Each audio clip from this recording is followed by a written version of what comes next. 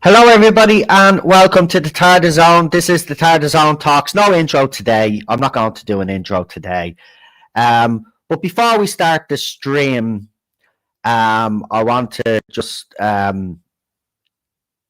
say a few things.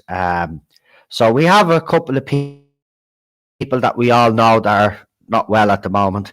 PD Rich, we mentioned him yesterday, but Matrix Lord Joe is not well. Now, look, I know me and him have had our differences over the years, but he's not well. And, if I had known he wasn't well yesterday, I wouldn't have actually done the intro that I done yesterday because, in fairness, though, there was a lot of emotion towards me because I was accused of being lying and stuff like that.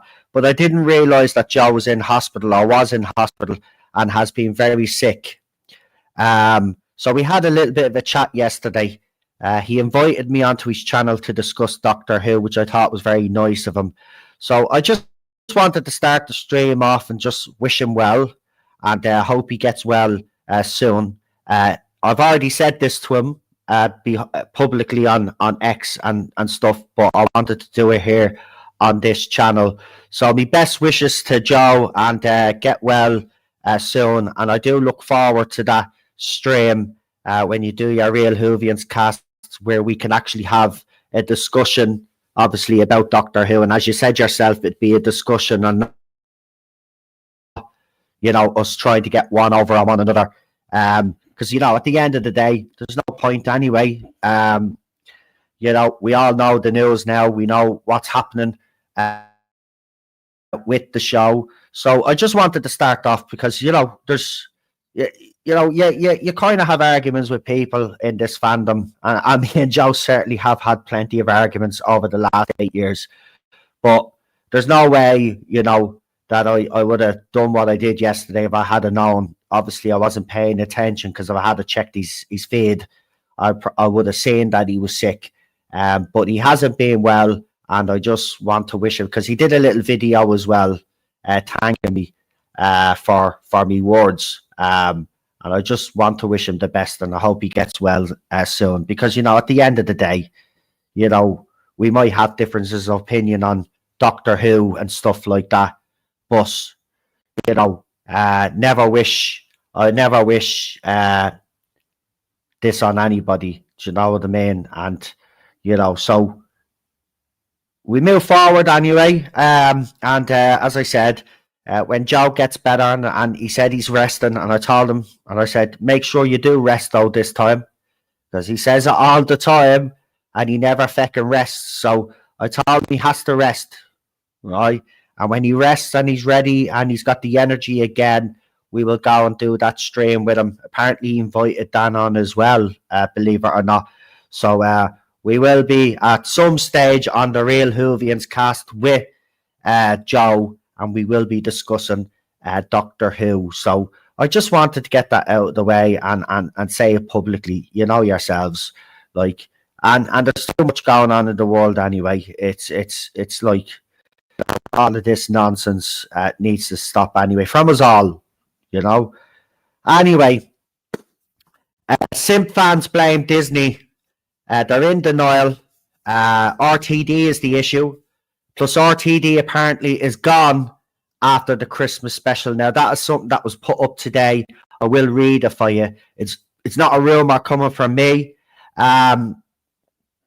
This is something that I saw the Doctor Who production account put up. They're not really the production team, and why they're allowed to call themselves Doctor Who production is beyond me anyway. I've been complaining about that for years. But they put up the rumour, and I will read it for you as well. Now, apparently Jack and Lee are going to be coming on. Now, I did say I'd bring people on today, but I want to get Jack and Lee on. We will be continuing to do streams every day this week.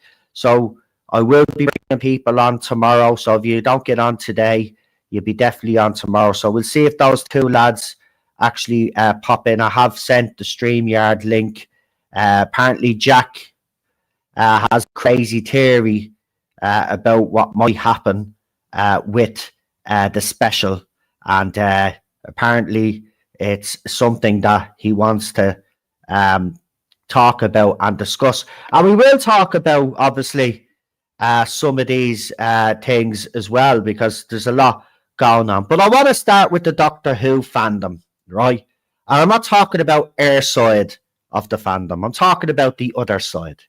So when the Disney deal was originally announced, right, the other side of the fandom were absolutely beyond themselves, right?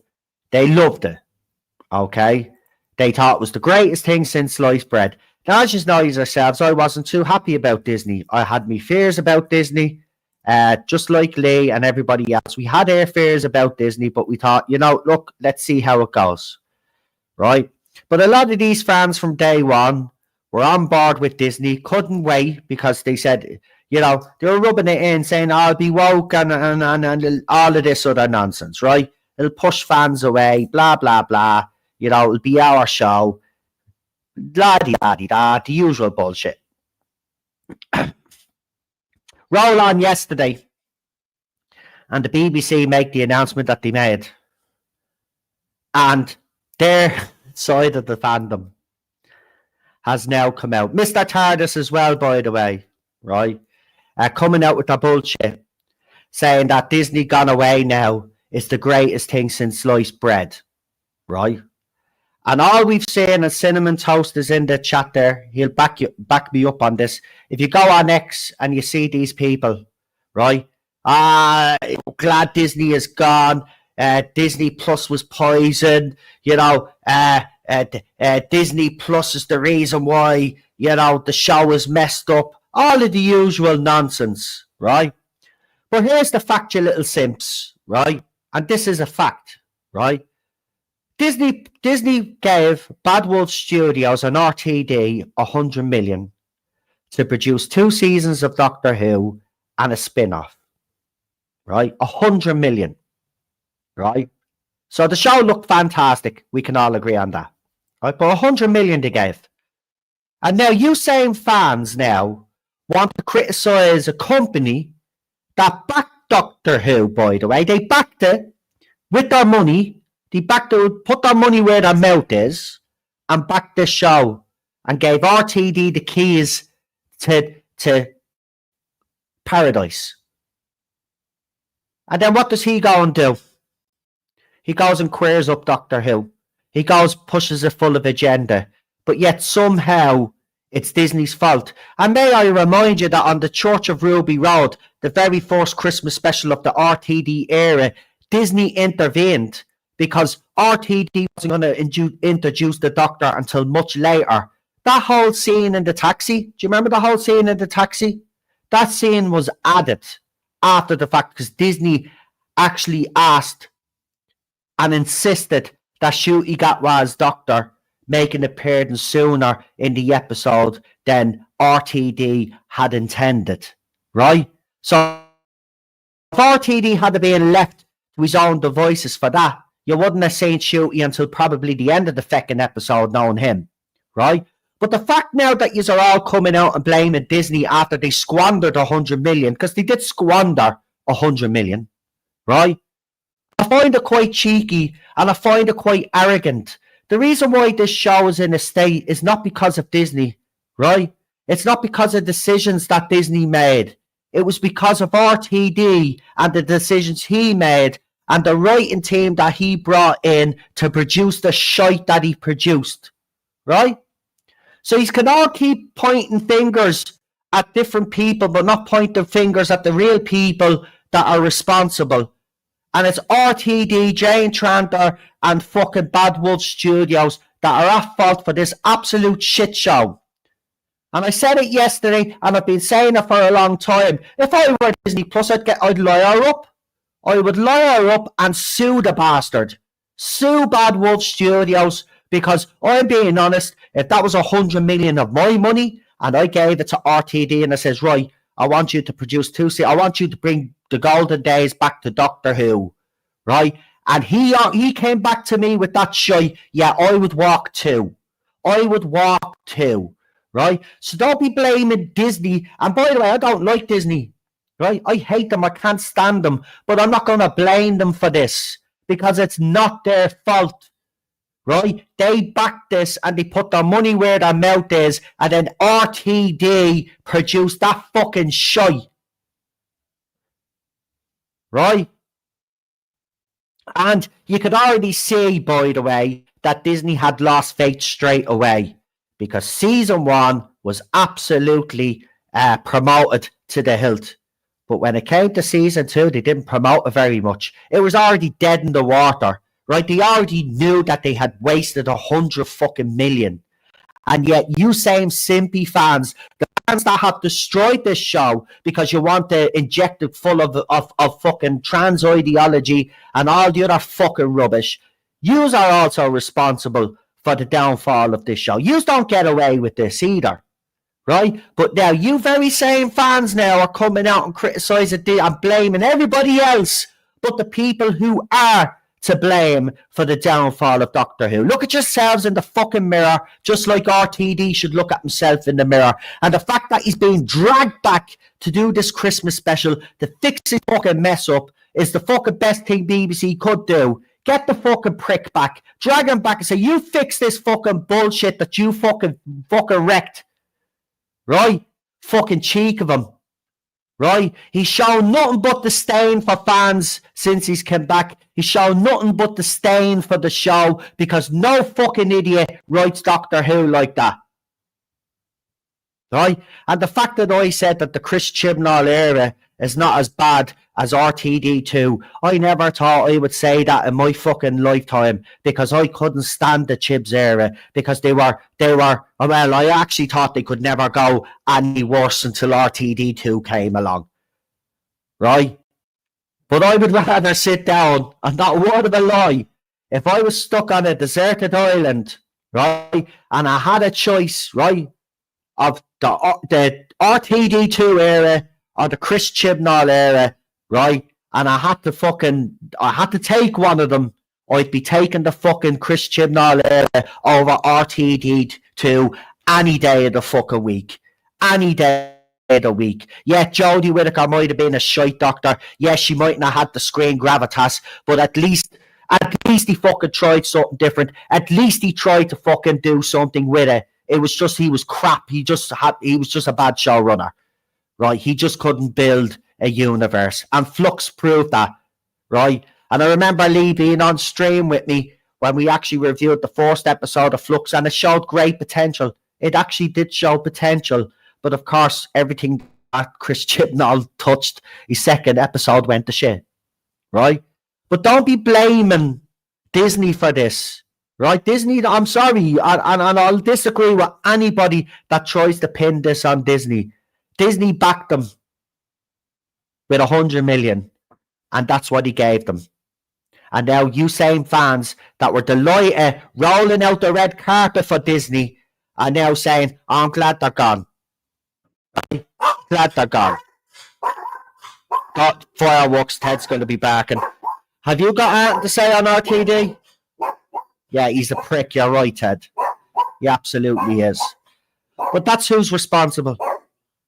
Right, that's who's responsible. RTD, Bad Wolf Studios and Jane Tranter are responsible for the downfall of this fucking show. Right? I never thought I'd say that. I never thought I'd actually defend Chris Chibnall to a certain extent. But there you go. At least Chibnall, who was well made in comparison. It was. He tried, but he just wasn't good enough and he failed. But he tried. That's the point. It doesn't matter, love, if he barks, he could stay here. All right, then. So that's what's been happening on social media the last 24 hours. Mr. TARDIS and all of these other ones that have been leading the charge that it's somehow Disney's fault. Now all the Simpy fans and the supporters are pushing the same narrative, right? And they're not looking at who the main issue is here.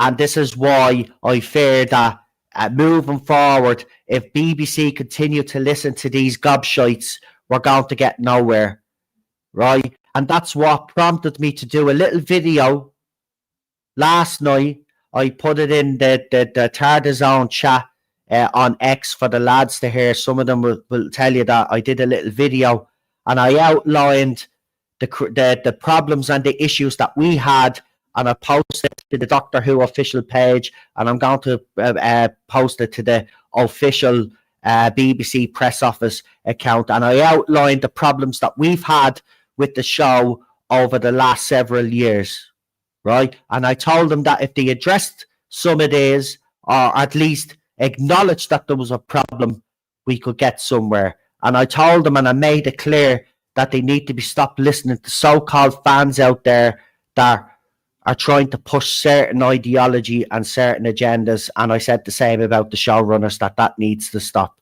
So I did a little video. I'm going to be sending me email, as I said, right? I'm going to do everything that I said I'm going to do. And I'd encourage the rest of you to do it as well. Anyway, I've got Lee in the studio waiting patiently. So thank you, buddy, for waiting.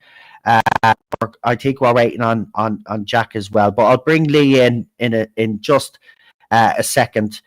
So that's where I stand on all of this fucking bullshit, right? Don't be blaming Disney. Anyway, I just want to read this because this just this was posted up. It's an hour ago now. Yeah, it's an hour ago this was posted up. So the Doctor Who production news account, wrote this up. Nicola Methan's source said, expect bells and whistles on this festive outing, as it could be the final one for Russell T as showrunner. Daleks, snowmen, let's see what comes up. Right, and there's a full article from the Mirror on it. But basically, insiders are saying that this will be RTD's last hurrah. And as I said to the lads in the chat, thank fuck. But we still have to wait 14 months or whatever it is for this piece of shite that he's going to be getting. But here's the thing. Someone actually said something very interesting. No, maybe he won't actually do shite this time because he won't have the budget, and he's going to be there's going to be rains on him this time, and he's got the fucking fixes, so he's not going to be able to do what he wants to really do, and he's going to be forced to do what the BBC want them to do. Now, I don't know if you can actually contain RTD now. Back in 2005, they could very successfully do that, but I don't think you could do it this version, 2025 version of RTD. I don't know.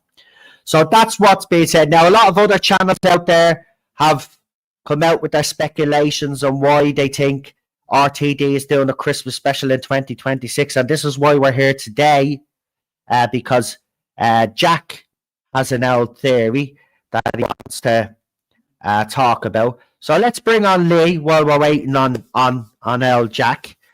And hello, Lee. You all right? All right. Are you? All right. All right. All right, Gov. All right, Gov. All right. All right. Yeah, yeah, I'm not doing that again. Sorry. No, I can't. Do you know what? We only live across the pond from each other, yeah? But Irish people just can't. Well, I mean, some Irish people could do an English accent. I could never do an English accent. Never, seriously. I can't do an Irish accent. No. Jack is close now. But well, he does me. But Jack is close when he tries to do an Irish accent. But yeah, well, I'm Irish awful. family, so it's easier for him. Yeah. Wait, what? I'm not watching it. Therefore, I'm not waiting. Why wait to waste something no one will like and inflate the viewing figures? We're not watching. Who says we're watching? I already made it clear that after the shit show that we had, I wouldn't be watching that else of RTD again. So I'm not watching this Christmas special when it comes along. So that's I don't care what happens, even though it's his last one. I'm not watching. I just want to hear the news that everybody else wants to hear, that piece of shit is gone, and that that the people behind it are to do the right thing and bring in the right people. Do I believe they'll do that? No. So part of me still believes that they're going to fuck it up. But we'll wait and see what happens. All we can do right now is live in a little bit of hope that prick is gone, right? That's what everybody wanted anyway, right? They did. Some people wanted Disney Plus gone and RTD. Now it looks like that's going to happen.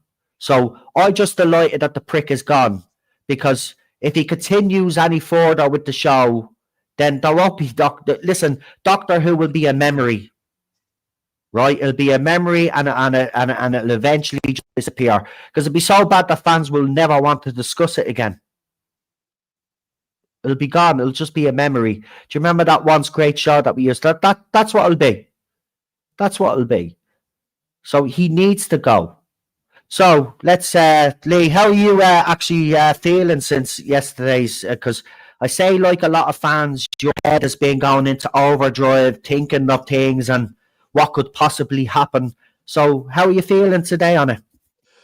Well, yeah, I mean, I don't feel any more optimism than you do, quite frankly. Too little, too late.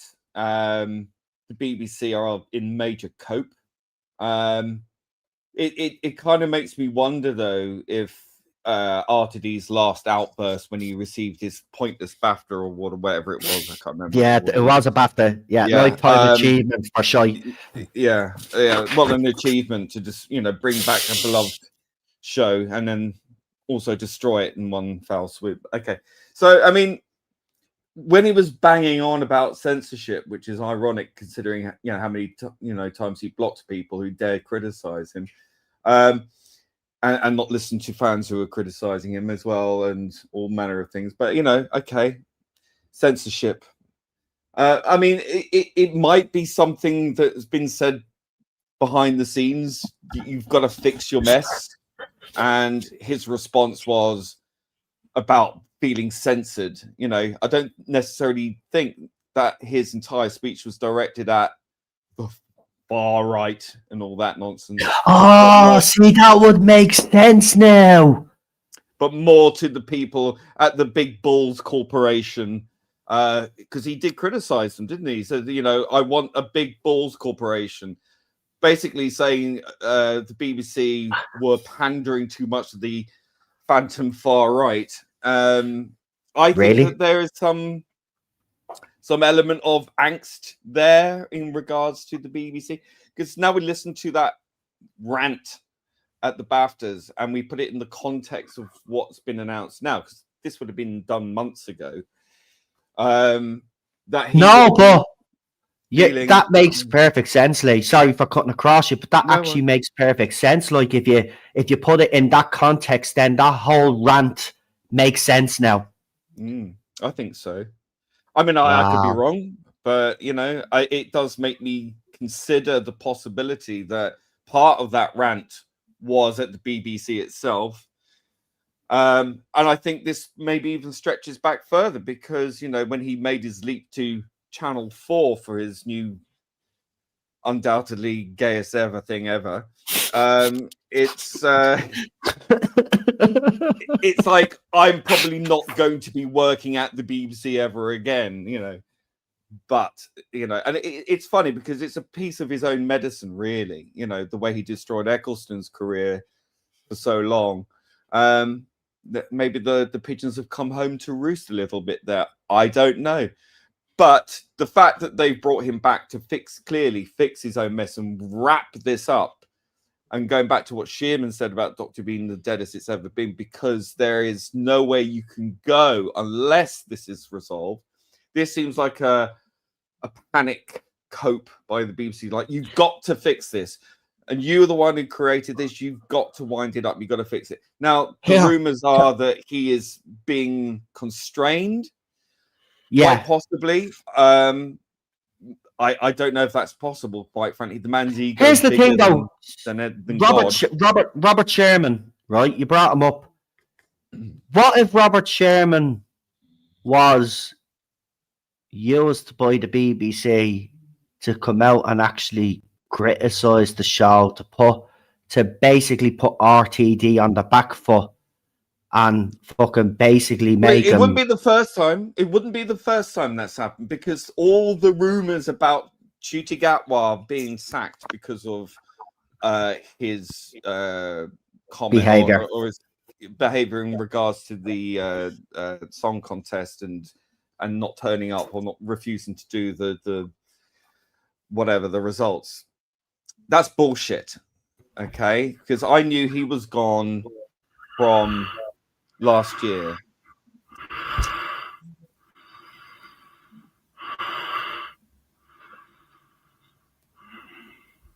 Right. Is Jack turned into fucking... he's turned into Michael Myers. I fucking knew it! I fucking knew it! I fucking knew it! Oh, I did. Hold on, big screen that fucker. Hold on. Oh, hold on, I knocked this off. Here. Hold on. What the fuck? Go back now. Go back. Oh, that looks deadly there. Yeah, well, oh my god.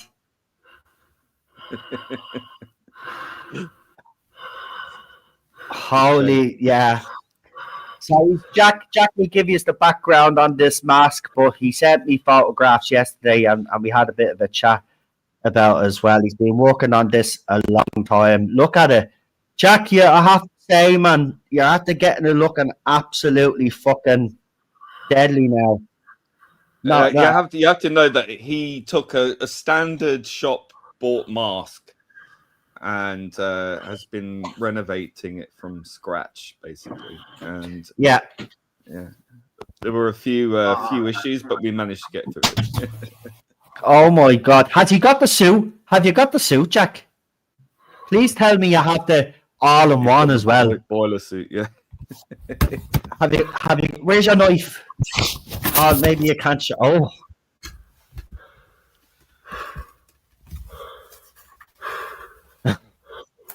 We'll have to ask questions. What do you think, lads? So, Michael, your thoughts on RTD? Oh yeah, I forgot the prick doesn't talk, does he? Yeah, he never talked in the... Did he ever talk in any of the movies? No, he didn't he not? No, he was just the shape, wasn't he? The first movie is deadly. That is deadly. I'm not messing, Jack. Oh, it's coming off now, lads. We've got the reveal.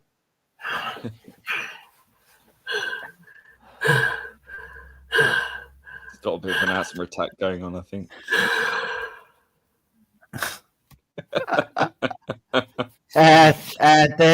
The people are saying don't break character, Jack. But if he doesn't break character, he's not going to be able to fucking speak and tell us what he wants to fucking say, does he? No. Darling, what's going on? What are you doing in my house? Jesus Christ! Oh, Get out. here we go. Here's. Hey, RTD. Hello, just a moment. Just celebrate. getting a bit conservative. Jeez, get out. You don't need to kick Shooty out your room. It's all right, mate. You must be joking. He fucked off before I had a chance.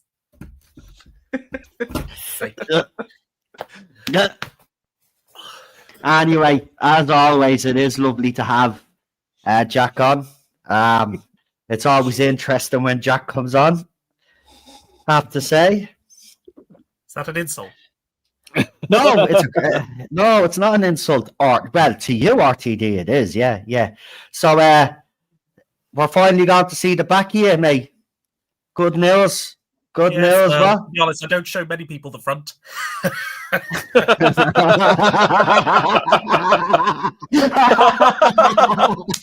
Oh my god. So good. Oh, lads, and you should be a stand-up comedian. Fucking seriously, man. I've been telling him that. I know, he's fucking he's too. You should be doing. Do you know what? You should do little skits or something, man. Seriously, everybody'd watch. We need a bit of a laugh, especially in today's world. You should do some RTD skits and I've been telling him. Yeah. We want popular demand. I can't get the overalls off. Tardazone, did you see the pathetic attack video that American Local did on you? He didn't attack me. Look, I spoke at the start of the stream. Joe was not well. Joe was very sick, right? I'm at the be talking to him behind the scenes, right? So he did a little video thanking me for my work because I went when I found out he was sick. I actually went to him because I don't like seeing anybody sick. So if he did slag me off originally, it's because obviously when I did the intro today, and he has every right to respond.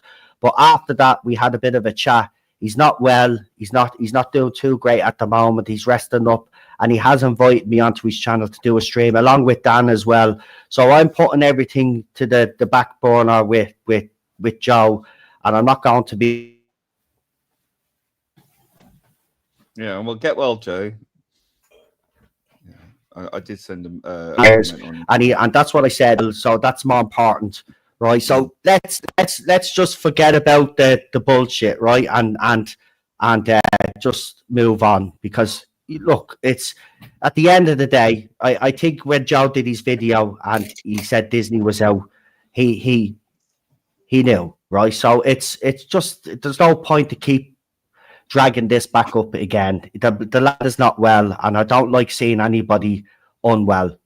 So I wish him the best, and I hope he gets well soon, because, you know, at the end of the day, look, as I said to Joe, I need someone to keep me on fucking toes, and he does keep me on my toes. So, like, the bottom line is it's a TV show, right? We've had our disagreements. The TV show, and we're all fans of it. You know, we all express it in our own different ways. Exactly. Everyone's entitled to So their I'm not. opinion. He's not well, and I'm just not going to hammer down on anybody that's sick. So if I had known he was sick, I wouldn't have done the intro the way I done the intro yesterday, and that's a fact. So he's recuperating at the moment, and he's getting well. So he needs to get well. That mask is just absolutely. Let's move on now. Get well, but still be an arse. Exactly. I don't look at the end of the day. Look at me and Joe always have had difference of opinion on Chris Chibnall and RTD too, and Disney and all of this. Right, comes with the territory, but I want this to stop. I want this to end. I've always wanted this to stop and end. Right, I don't want to be fighting with Joe, and I don't think Joe wants to be fighting with me either. It's just we get caught up in this hyper, and it just fucking blows out of proportion. Right, so let's just forget about, and let's all just try to move forward together. Let's see what happens. Yeah. But get well soon, Joe, anyway. And thank you for the offer of coming on to the Real Whovians cast. I look forward to it when you're well enough to do it. And that's what I said. He has to get well first, and he has to rest, or I'm not coming on. Right? I want him to get well. So I wouldn't wish any sickness on anybody. It's fucking horrible. And you know, looking at his video last night, I could tell he's in a lot of pain. And I don't like seeing that. So I'm just being honest about it. You know, he said some horrible things, and I've said some horrible things, and I'm still, like, you know, wishing him well. And that's the way it should be, right? We're grown ass adults. We have to stop all of this bullshit. It's done. Is there any more room on the panel? I did say that at the start of the stream that Jack and Lee we're coming on today, but I will be doing the stream tomorrow. So, Cinnamon, if you want to come on tomorrow with Robert, we could do another, because there's plenty to talk about. Like, and then you two guys then can have an opportunity then to have a bit of a natter with me tomorrow. It's just I want to give Jack, because Jack comes on, he never gets an opportunity to talk, and I want Jack to get the chance to speak his mind and talk. So tomorrow, if that's okay, Cinnamon, and Robert, if you're willing to come on as well, you're more than welcome to come on. Jack, fill us all in on your theory, or what you think might be going on with RTD. Well, first of all, thanks to everyone in the chat. As I say, I just literally finished making the mask about half an hour ago. And like you say, Noel, you've seen the early stages, so completely stripped all the factory paint off. But the masks that you get from Trick or Treat Studios are great. Like, they're near what you see on screen, except they use cheap hair and cheap paint. But once you get all that off and you just add a fresh paint and proper hair, you'd be amazed what you can achieve. So I'm pretty happy with it. Yeah, it looks deadly, man. I have to say, when you showed me the photographs and the different stages, it's really good. I wouldn't have the patience for stuff like that. I've got to be honest with you. But I did try something new where I used the hair dye. I just kind of did some weathering to it without using paint. So I just, because in the film they dyed the hair, so as the actor kept taking it off and on, he kept smudging on it, and you just notice all those little things. And I decided to basically just recreate that myself, instead of painting it on, and it just looks near exact. So I'm really pleased with it. But as I say, no, it's not spray paint. I made that mistake. It's not spray paint. It's like the sort of cheap Halloween hair dye that you can get from party shops and Boots as well. Like if you're going to a Halloween party, you just like to want to spray your hair for one night. That's what it is. Because if you use paint, it'll just seal all the hair up. So don't do that. Lee can tell you the horror story. I mean, I've already told you, Noel, what he was doing with the Tresemme shampoo. So the mask smells really nice, so that's good. When you told me that, I just picturing Lee with this shampoo. I was like, did he still do that shampoo? I didn't even know that shampoo still existed. Good quality shampoo I use in that fucking thing. It is good shampoo. He had hair curlers in when I got home. It was hilarious. Oh, he didn't. He didn't. Stop falling. I just fucking picturing you, man, just over the sink though, washing the fucking hair on the mask with the. I was quite proud of it. The state of our sink now. We're going to be pulling hairs out of it for months. It took about an hour just to shampoo the paint out the hair. But you got it. It looks well now. Yeah, hopefully I'll make like a mini film or something. See what I can do, just like I tried to do last year. But I'm much happier with this one. But back to the topic, because I know this has gone way off. Thanks for letting me show it off. No, it's grand. So my theory for RTD. So I just want this in black and white. I'm coming up with this. I came up with it last night. This is me. So if anyone else tries to claim it, well, you suck. Also, I hope RTD isn't watching, because I don't want him to get any ideas from what I'm saying. Not that he has any.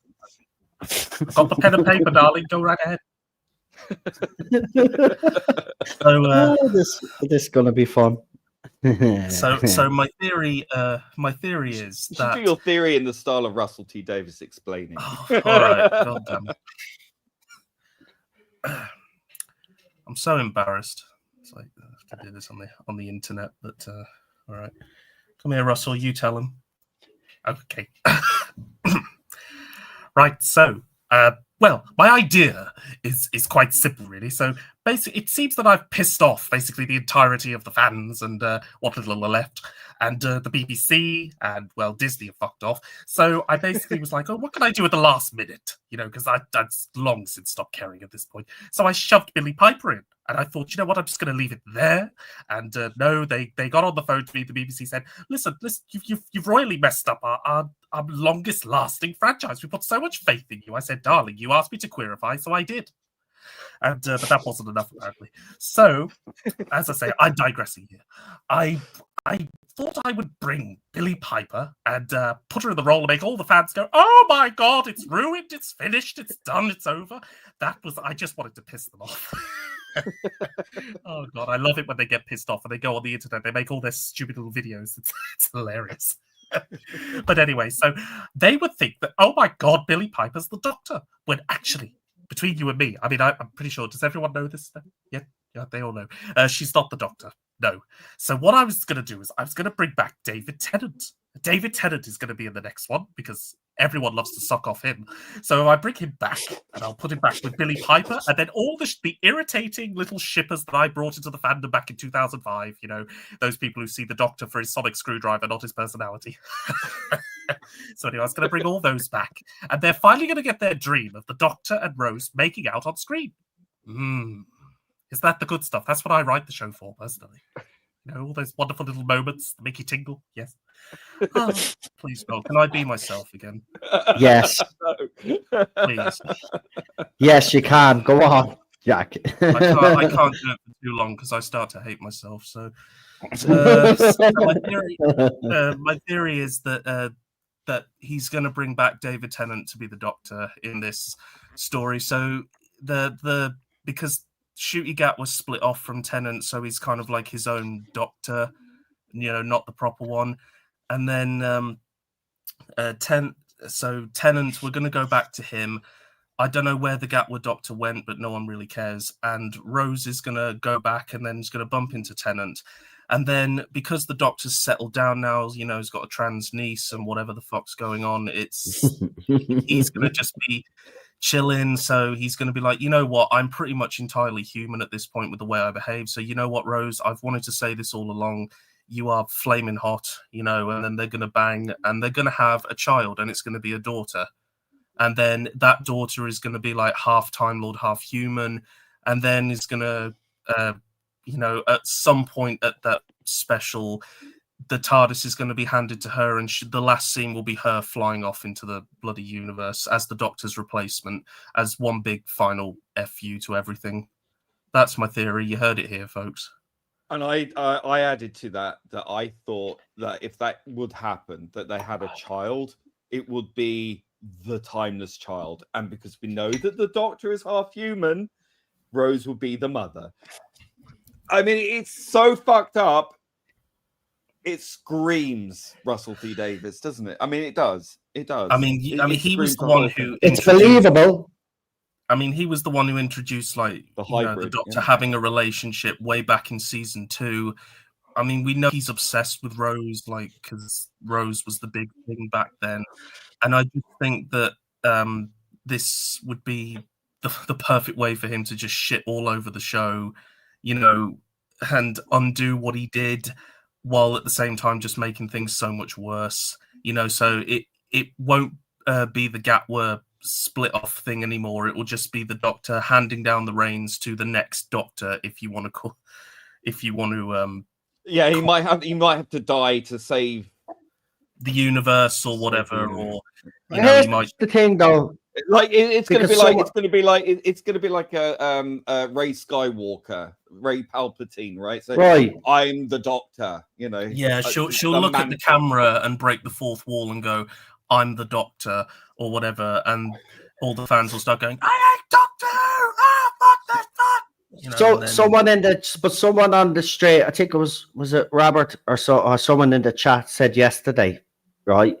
Your theory sounds actually very plausible, but I'll add, instead of the Doctor that boy generated from Shooty Gatwa, it's actually a Metacrisis Doctor, because there's a deleted scene where the Doctor gives David Tennant's Doctor gives the Metacrisis Doctor a bit of the TARDIS to grow, but obviously we didn't see that because that was a deleted scene. What if they used the parallel universe version of the Doctor, the human version of the Doctor? I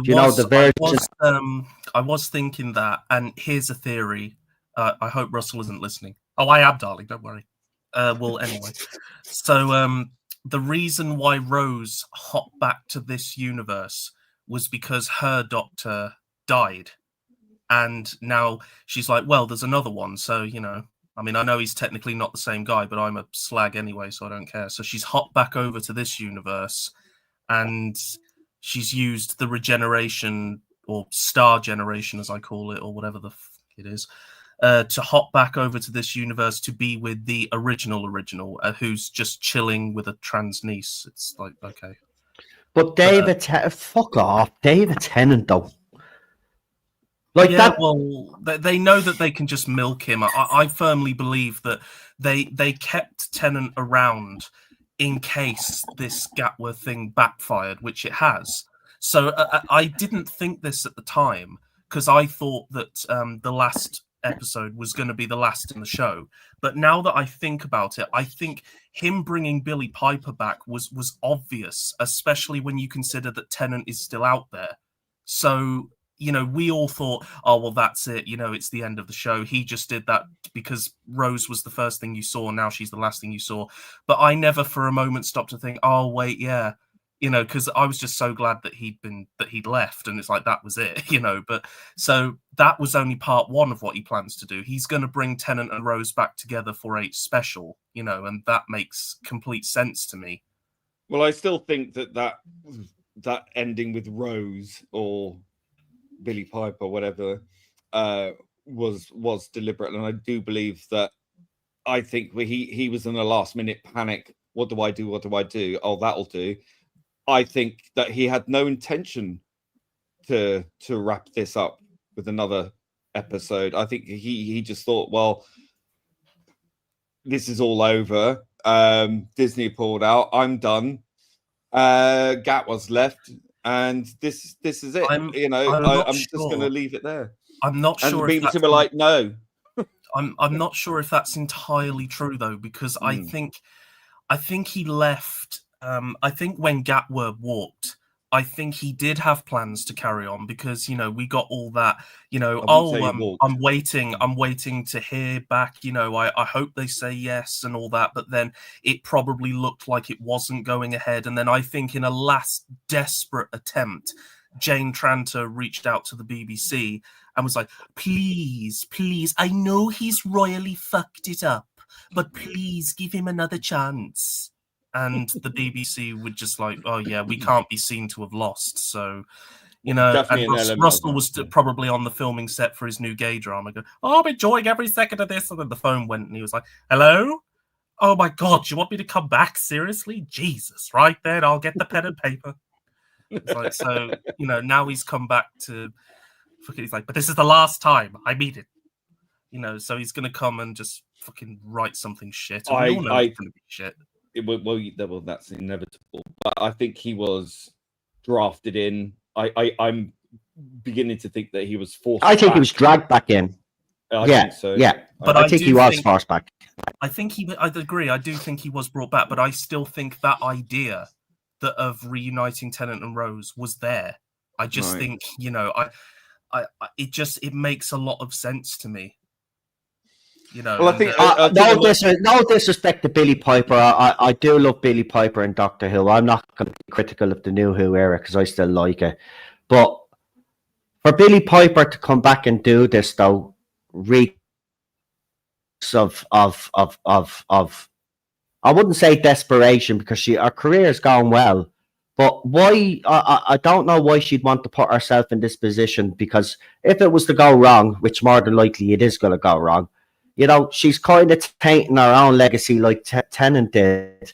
And I don't get that. Bringing Tennant back when he's the most devoid character now in the Doctor Who Doctor Who fandom is just an absolute. It just seems like a brain dead decision. Well, all of this is. I know this isn't what people want to hear, but these actors don't care about Doctor Who's legacy. They're just grateful for the work. And I think, you know, Billy Piper is pals with Russell T Davies, just like David Tennant is. I think we've gone far beyond, you know, now this, oh, you know, but I care about the show. Billy Piper never watched the show before she came into it. She had no clue what it was. It's not really her thing. You know, this isn't to say that I don't like her. I think she's very humble and very nice. I enjoyed meeting her, but you know, she doesn't understand the bigger picture like we do. She was probably just, oh wow, you actually want me to come back? You know, she remembers it very. Do you know what's surprising though about that, Jack? Though, is her. There's a famous video of her and Matt Smith during the Chibs era where they were slagging off the fact that they were doing New Year's Day specials instead of Christmas specials. Well, yeah, because that's why I'm saying that I'm actually a bit surprised with Piper. Yeah, but Doctor Who, that's because it had a tradition of doing Christmas specials, and to change that really suddenly is stupid in anyone's head. You know, that's when I say they like Doctor Who, they do, but only 2005 onwards. They don't know the bigger, they don't realise the damage that people like, you know, Chibnall and Russell T Davies have done, like the fans do, because, you know, it's being an actor and, you know, they're in their own little bubble. Yeah. That kind of upper class, you know, all together and everything. That's just what it's like. You know, I mean, if these actors were fans, you'd be getting something like what's his face from The Witcher, just walking out like, no, you're not doing this properly, and walking out. But these people would never do that. Not even Tennant, who I thought would, because I thought he was a super fan. But no, he'd rather be on the right side of history, than actually, just tell it as it is. No, I agree with you. I'm actually that's what hurts most with David Tennant, is that we all thought he was a super fan and he cared about the show, and he clearly doesn't. And that's the heartbreaking thing for. When I met him in Telford Comic Con in 2022, he managed to go the entire Chibnall era without running his mouth. And he even kind of hinted that he was against what Chibnall had done when he said, what actor would you want to work with who'd worked on Doctor Who previously? And he says, William Hartnell, the first Doctor. And the way he said that was like, yeah, he's the first. Fuck your timeless child shit. But it's funny how when Russell does all this bollocks, he won't dare lift a finger. And I think, once again, that just kind of ties back into the Russell being a very kind of, if you dare say no to me, you'll be out of this industry faster than you can blink. I mean, look at Eccleston. So, like, Tennant just will not speak up against any of this. Whether he actually agrees with it or not is one thing. But I just think he's deluding himself. I mean, like I say, you choose the show or you choose the message, and it's obvious where these people kind of sit in this. And yeah, I definitely think he'll be back, because he'd never turn down the opportunity to play the Doctor again. He's obsessed. He's a child who can't let go. And I just really think that that's what's going to happen. But in terms of the show, because they do mention that the show could be coming back, after this special, and I just wondered what you think of that, Noel. Like, what in the hell are they going to do? I mean, is this special just a kind of thing that, tie everything up, don't just leave it on a stupid cliffhanger like that, so that it stands a chance of coming back in the future? Or is it, this is still ours, this is still Bad Wolves, we bloody idiots, sorry, I have to be careful what I say on the internet, but will still continue to run it into the ground with their bullshit 5 years down the line when it's had a bit of a rest? Or is it just kind of like a, look, sort this shit out before we shelve it, so that the last thing people remember isn't Billy Piper going, oh, hello, before the screen goes to black? It's like, but I would honestly, like to, Jack, I would like to think it's the last option that you gave. But a part of me is still thinking that Bad Wolf is still involved in this moving forward. But there is, as I said, Doctor Who Production News put out a post from someone, apparently an insider. The Mirror has actually done an article on it, and they're claiming that the Christmas special, he has been brought back to fix his mess, and it will be the last thing that he will do as showrunner. He is gone. Well, I should bloody hope so. But what I don't understand is that if he's made such a big mess in the first place, whose bright idea was it to drag him back and say fix it? It's like, the man is clearly incapable of that. Like, why not bring someone with an actual functioning brain to come in? Well, to be honest, their IQ would drop after trying to fix it. In fairness, though, Jack, would you really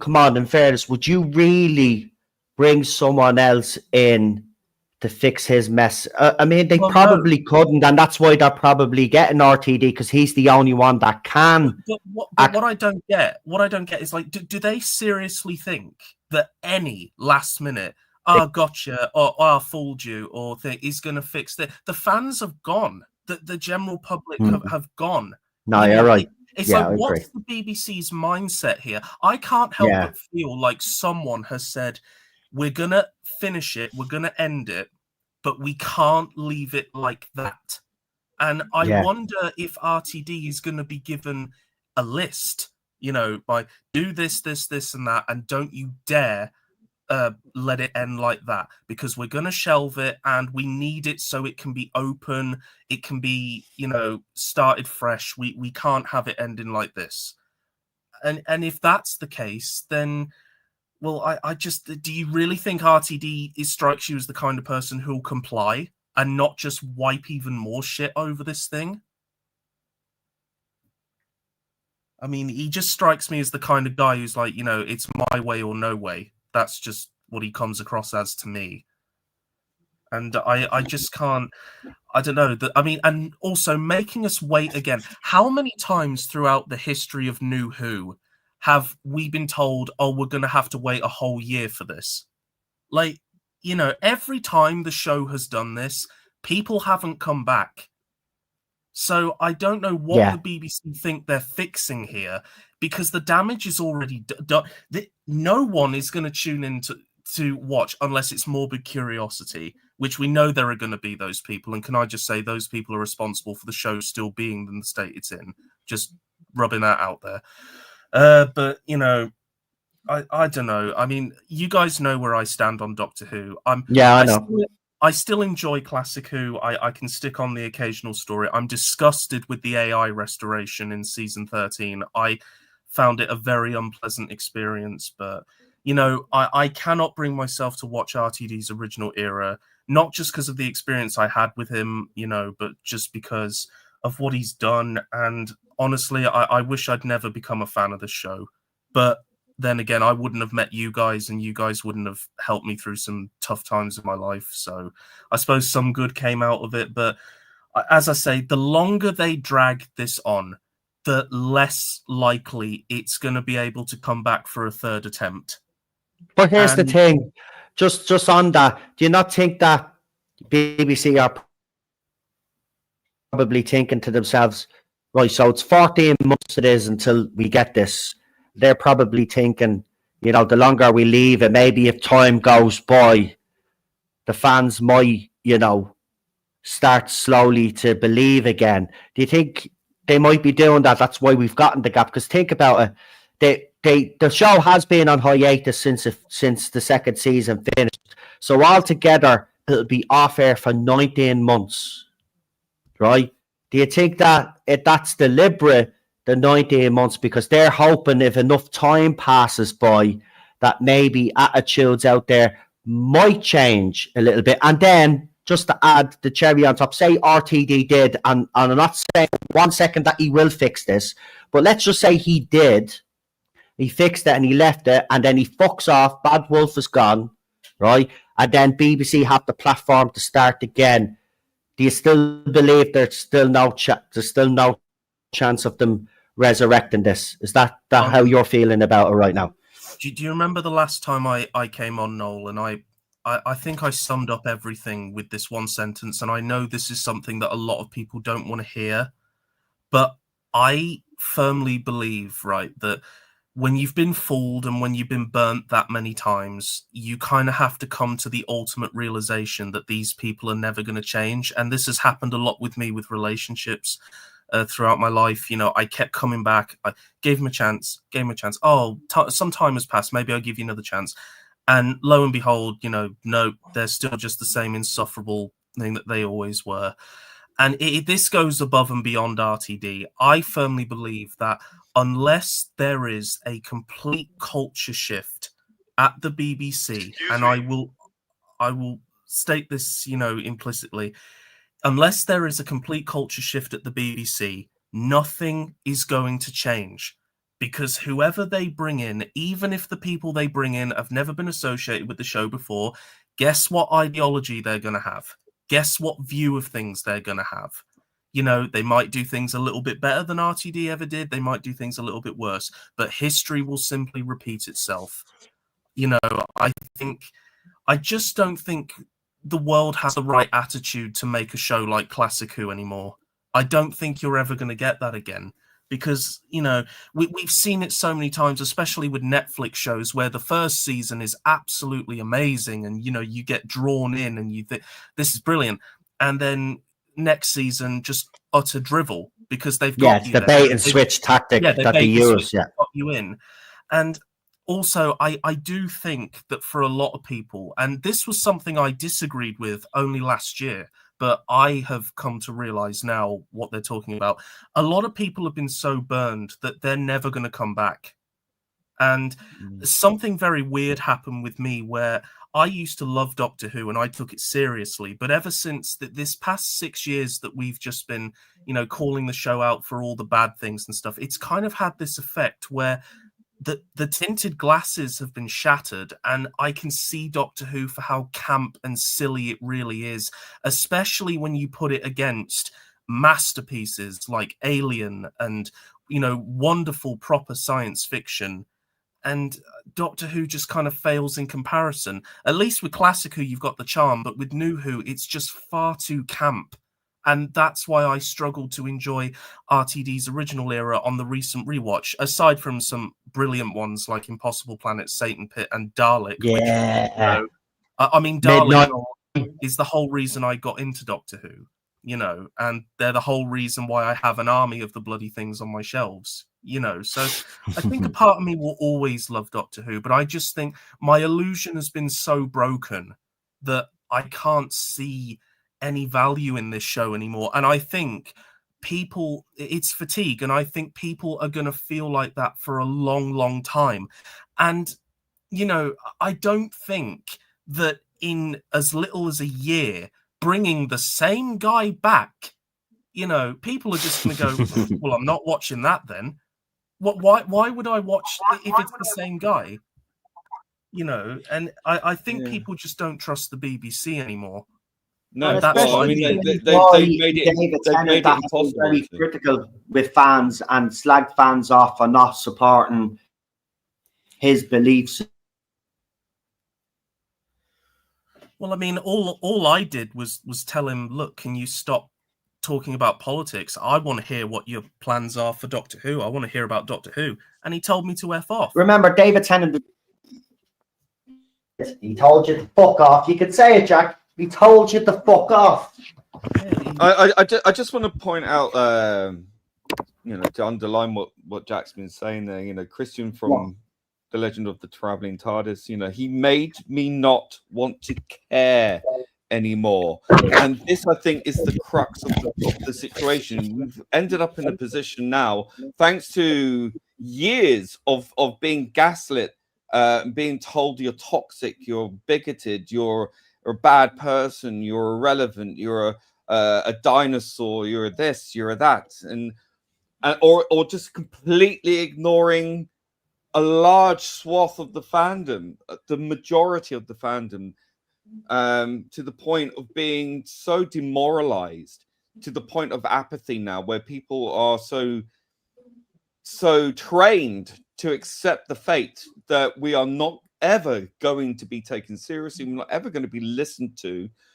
All our concerns have been gaslit or ignored or denigrated to the point of dehumanizing us to a degree, quite honestly, where we are the worst people on the planet because someone, close to the BBC has ordained it so. And this is a culture of at the BBC and its satellites, that anyone who isn't a complete lovey is an enemy who must be combated at every which way but loose. And it's you can't keep demoralizing your audience to the point of degrading them and then expecting them to come back. Once you destroy and atomize the fandom, good luck pulling in the general audience, because the general audience take their cues from the fans. It's the fans that introduce it to the next generation. Yeah. It always did with Doctor Who. It was always a generational thing. You chop that up. You discombobulated that phenomena, because that was always the way the Doctor Who got passed down. Yeah. The reason why so many kids tuned in 2005 generally was because the parents who grew up with the Doctor Who, or the grandparents who grew up with Doctor Who in the classic run, brought them in. Start watching it. Yeah. And you remove that. And then not only do you remove that, but you also bring in these activists. You brought in the ne'er-do-wells, the lunatic fringe of society, and gave them not only a home to squat in, but you gave them the reins to the kingdom. and you only ever listened to people who were the most outlandish, depraved, crazed individuals who would attack people. I mean, I've seen people like Josh Snares who said that, you know, anyone who voted Conservative should be murdered. Stuff like that. Yeah. And now he's interviewing people, you know, in the Doctor Who. Yeah, Carol Ann Ford, I saw that. Yeah, very disappointed in that. And Carol Ann Ford is a Jewish woman. You know, we know what the radical left's penchant for attacking Jews is. I mean, it's a wonder he didn't question her about Israel, for example. I don't know. It all just seems very hypocritical. And you got people who have admitted that they've never watched classic Doctor Who, having access to people and interviewing them.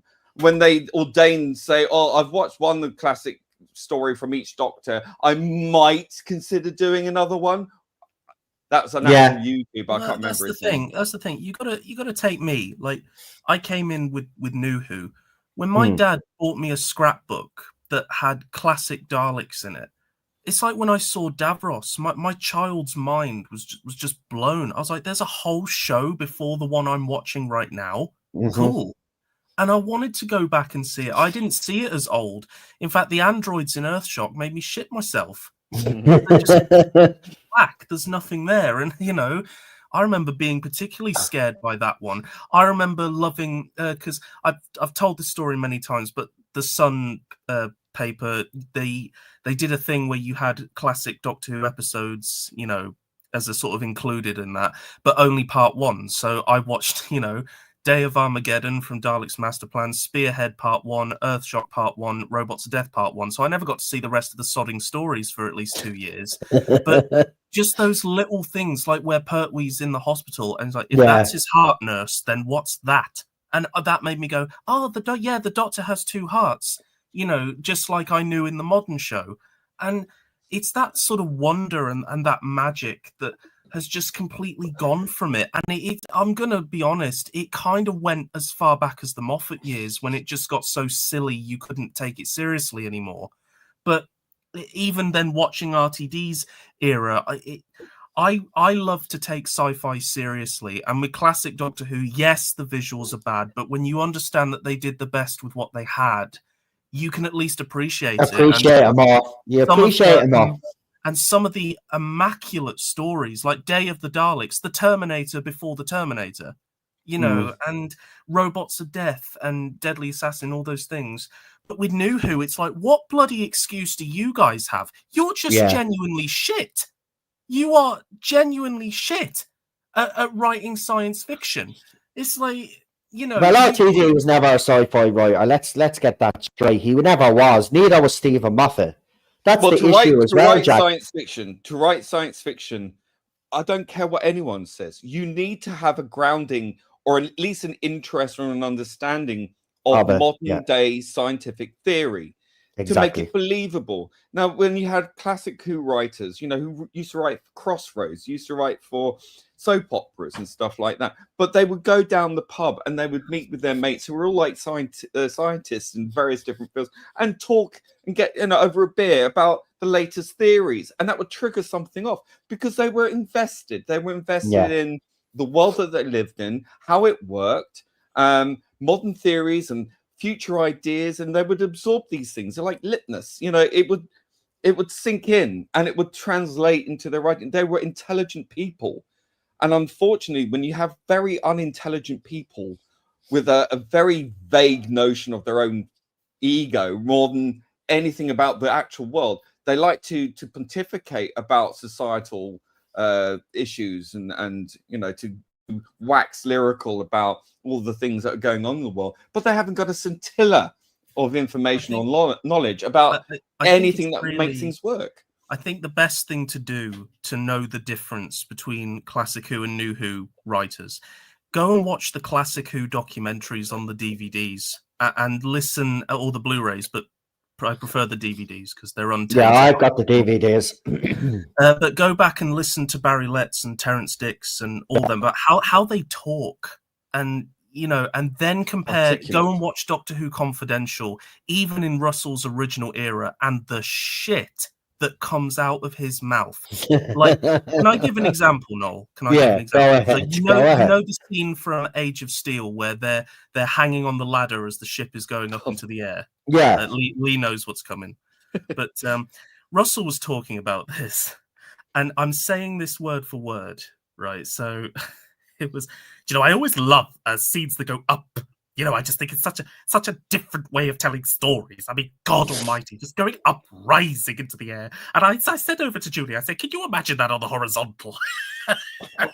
Fucking I sat there with my jaw dropped, like, what is this guy smoking? And meanwhile, Oh. Terrence Dix would be telling you this articulate, well-crafted sentence, about how things mean something, and you would listen and you would be absolutely involved in every utterance because he's talking such sense and he's making an actual point. He's not just going off on a riff about something visual, he's going on about things of substance and meaning. Well, at the time, and that's so different. At the time, you see, this was what was understood, and we said that we would do the best we could to make the best show we could at the time. Back then, we didn't have to do things like over sexualize everything or go into too much detail about where the companion comes from. It's like kids don't really care about that. They just want to see the Doctor and monsters. That's true, though. But you're right. I mean, Terrence Dick, look, he's a fucking legend. He was a man. That man was way ahead of his time. This is the thing. A lot of the classic writers and producers were way ahead of their time. But yeah, right. It's at least they tried to understand what they were doing, and they would absorb information. Like, I would have no problem with RTD if he brought in, say, people that were had scientific knowledge, and he incorporated it into his writing. But the thing about it is, I think he's so engrossed in just pushing his show that he wouldn't utilize those people. I mean, to hear what you just said there when he was talking about Age of Steel, how we all got fooled. Look, I know, Jack, you're different, and I can understand where you're coming from and how you feel about the New Who era. I will still watch RTD1 and Stephen Moffat. I do know it's flawed, right? I'm not going to sit here and say it isn't. But when you actually analyse it, and the one criticism that I've always had is that these fellas are not sci-fi writers anyway. They're kind of like, they do their teeny dramas. That's what their speciality is. And I don't mind that, but it doesn't have a place and never had a place in Doctor Who. Now, I can understand why RTD did that when he brought the show originally back. But do you know what I would have liked to see? I would have loved to see the show mature as it went on.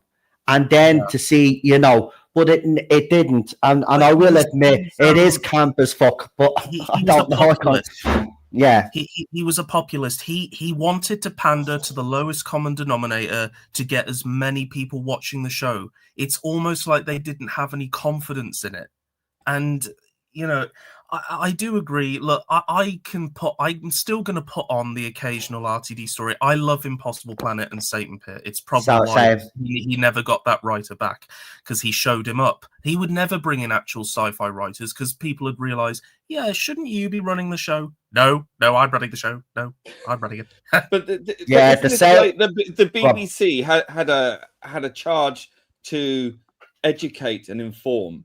Yeah. And Doctor Who used to do that. It always aimed slightly above the child's head. Yeah, but it used to aim just above the average child's head, so that it would give them something to think about. Like, well, what does that word mean? Or what does that concept mean? And now it's like everything that the BBC used to accuse ITV of being lowbrow is what they are themselves doing now, because they've got this in their head that, you can't hire people who went to Oxbridge because that's white supremacy or something. And then this is the fallout. You get people who are average at best, who are not well educated and are not being able to pass on the fruits of that education because they're not educated. And this is what happens. I'm not being elitist in terms of, you need to have multiple degrees. Shut up. Yeah, to have multiple degrees to be able to educate people. But I'm saying it helps. It does help, and we've seen the difference between classic Who and modern Who, because we've got people who don't have even a part in scientific theories or write in very basic language because they feel, oh, this is going to just be populist entertainment that will just draw in as maximum amount of people as possible. But the thing is, what they undervalue and what they underestimate is the audience's ability to actually think for themselves, who are themselves educated and probably more educated than the current writers, which I think is wrong. Though, I don't think it's just about class and education. No, it's not about class. I think it's about imagination, and I think, you know, someone like me who's a societal reject but is creative, you know, it's like I just think these people don't seem to have any imagination, or at least not anymore. But, you know, when politics takes precedence over everything, it's the death of creativity, you know. And I that's what Terrence Dicks himself even said. You know, Doctor Who needs to be smart. If you're doing Doctor Who in the modern world, it needs to be smart, intelligent, well written, and character development. Aim above your audience's head. Exactly. Give them something to aspire to. It's a very subliminal way of offering an audience to progress themselves and to advance themselves, to think about these higher concepts, to think about a certain use of words and language, because it gives them the tools to get through life and improve themselves, to be able to improve their own lives, because you've given them an elevation, you know, you've given them aspiration.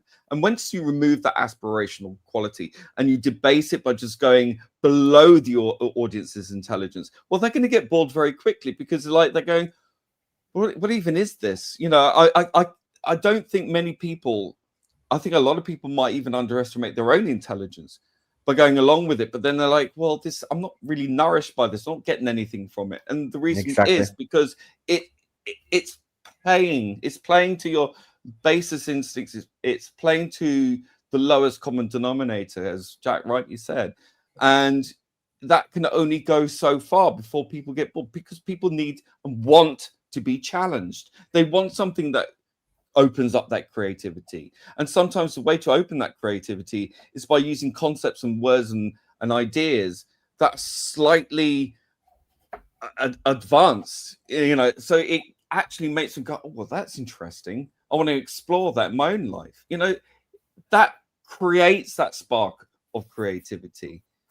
And if you don't give that, if you don't nourish people with concepts and ideas and words and things and themes that are slightly beyond the average everyday person's way of thinking, or, you know, going about their day, you know, going to work, looking after their family, whatever, you know, you give, it's going to get bored pretty quick. Oh, what's that? Yeah, it just becomes so dumbed down that it's just, well, this is just mindless entertainment. I don't want mindless entertainment. I want something that gives me something a bit more fulfilling, and that sparks that imagination. Well, Doctor Who deserves that, though.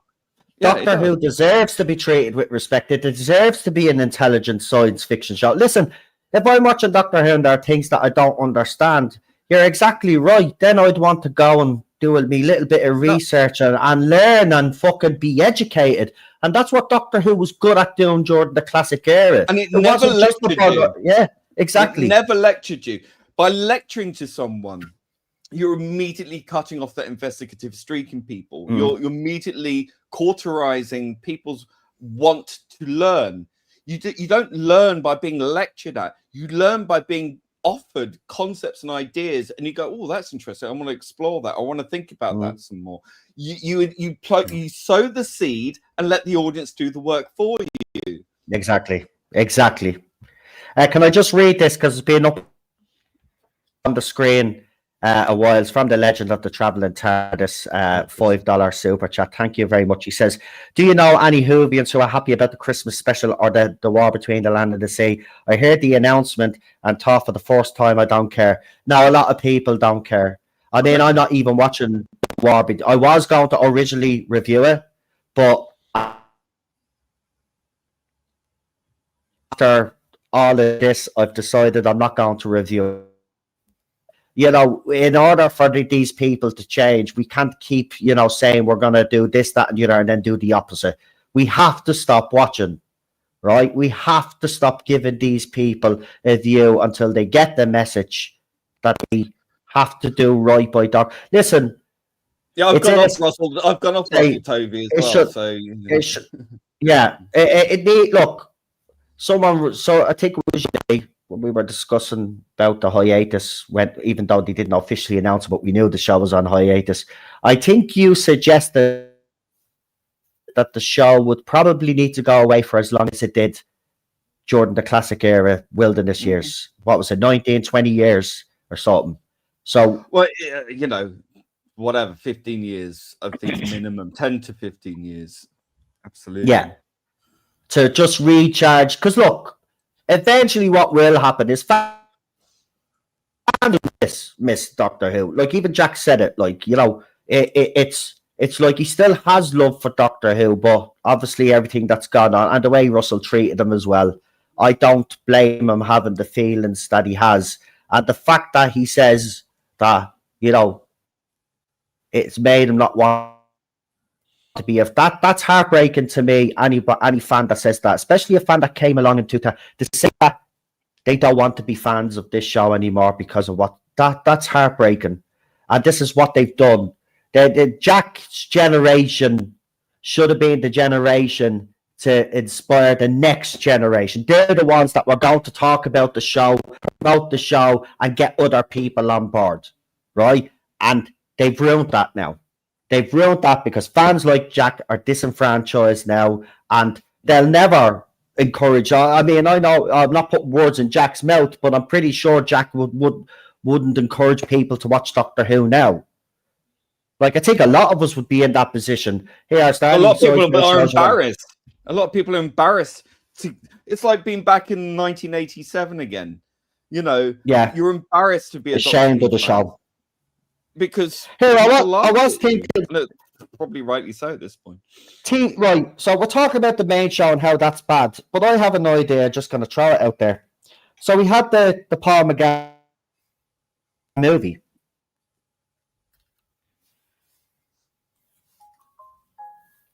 That with Paul McGann and just say, fuck it, we're going to do. Can they not do that? Is there something stopping the Americans from doing, say, a Paul McGann mini-series after base it off after the movie, years after the movie, say? Could the Americans not get involved in that again like they did with the movie? Could we not see something like that happen? That's when the license was tendered out. You know, the BBC was practically a dead brand, only kept alive in novels and, you know, through Virgin books or whatever. So it got tendered out. I mean, it's not at that point yet, but it could get to there. I just don't see Bad Wolf being in any way further attached to this. And I think they have a contract until 2036 or something like that. I think let it run its course, let it run out of its contract, and then bring it back in 2036. But I'm sorry, 2036. Like, I just don't know if I can waste another 10 years of my life on this crap. Do you know what I mean? It's like, and if they're really going to have it for that bloody long, will anyone even want to be a fan of it anymore? Well, that's it. It's a diminishing returns. You know, the longer this nonsense goes on, I think the BBC would be wise to break that contract with Bad Wolf. I think they could easily say, well, we commissioned you to produce quality shows. We put this faith in you. Disney pulled out, which goes to show that they weren't happy.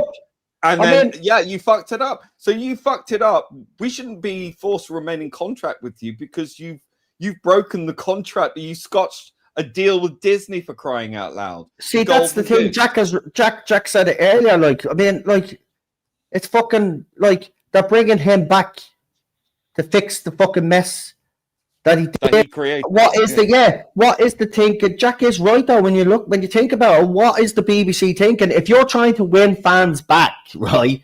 If you're saying, right, we fucked up, we made the mistake of bringing RTD back, right? Disney then made the mistake of giving him 100 million. We're going to do it right now. He's not coming back. We're doing it our way. When Jack actually brought it up, it was kind of like, okay, they're bringing it back because they're forcing it to fix it. Well, But- I think thinking But is what's the key point? word, isn't it? But what Well, is the point? Thinking Because- is the key word, because you said, what are they thinking? Well, I don't think thinking has been proven to be their main forte lately. Used to be the standard, but hey, I think what the issue is that you have to look at it from their perspective. I think personally that they're bringing him back as a form of punishment. You got us into this. You're the one who's going to get us out of this, and I think also for his own career, for his own reputation, which is already in tatters. But does he give it? But hang on, this is the thing, though. Does he really give a fuck though about his legacy and his career? His ego? Are you crazy? Of course. He believes that he is on the right side of history, and when you We all have know that, belief, you will do the most heinous and horrendous things because you believe that you're in the right. It's where evil starts. Now, I'm not saying RTD's. I don't think he has the capability to be pure evil because he's an idiot, but I'm just saying he genuinely believes that his Doctor Who is how the show should be. And he hates us and the general public because we didn't eat it up.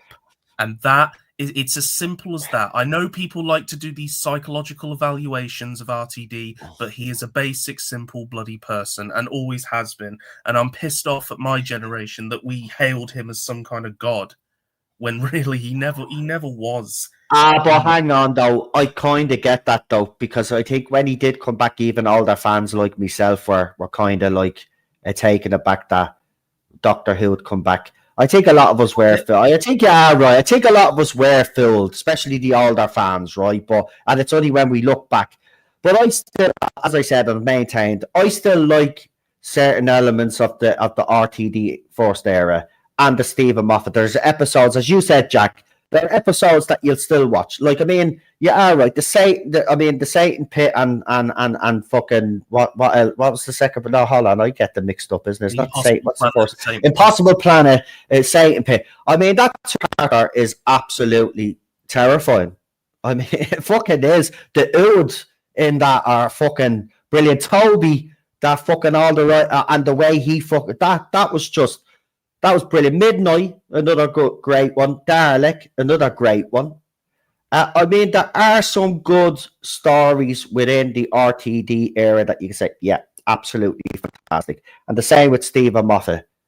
But some of it is shit. Season 7, we've recently been doing a rewatch of that. And, you know, it has the most, I would say, the most hits in terms of feeling like you're actually watching something typically Doctor Who-y. Series 7, that was the one after where he split season 6 up into 2 parts. No, season 7. No, hold on. No, season 5. Season 5. Sorry, my bad. So season 5. Yeah, the Batsmith's 4th season. Yeah, sorry. Yeah, that's the one. Sorry, I just had 7 in my head for some reason. I say the finale to season 7, part 1, still gives me an aneurysm. Yeah.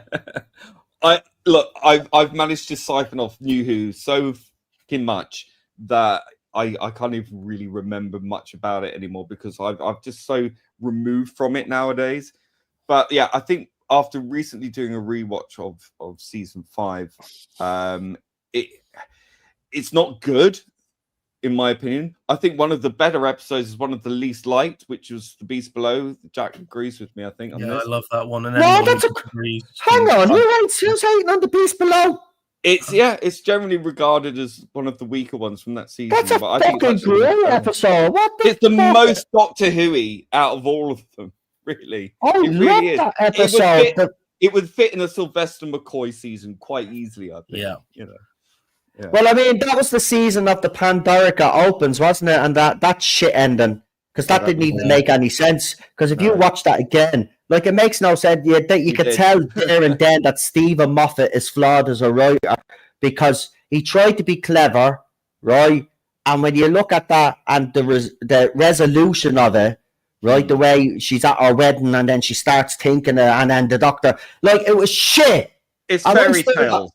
Seriously, at the time, I got kicked out of most Doctor Who groups on Facebook at the time because I was criticising that ending and saying it made absolutely no sense. What are these? Or even at the Moffat era, I was giving out. I remember having a fucking meltdown, saying, "What the fuck is this? How is people buying that ending? It makes no fucking sense. Watch it again. It still makes no sense. It still makes no sense." And it's considered one of the best season footer finales that we've had. And the excuse they always use is, Doctor Who's a show you can do anything with. It's like, Yeah, to the same excuse lie their as- inability to write. It's the same lie as Doctor Who's look at all this. about change. It's like, no, it isn't. I've never seen this happen. The TARDIS Zone, it's such a popular decision. The official Doctor Who channel has turned off the comments. They've never turned off the comments.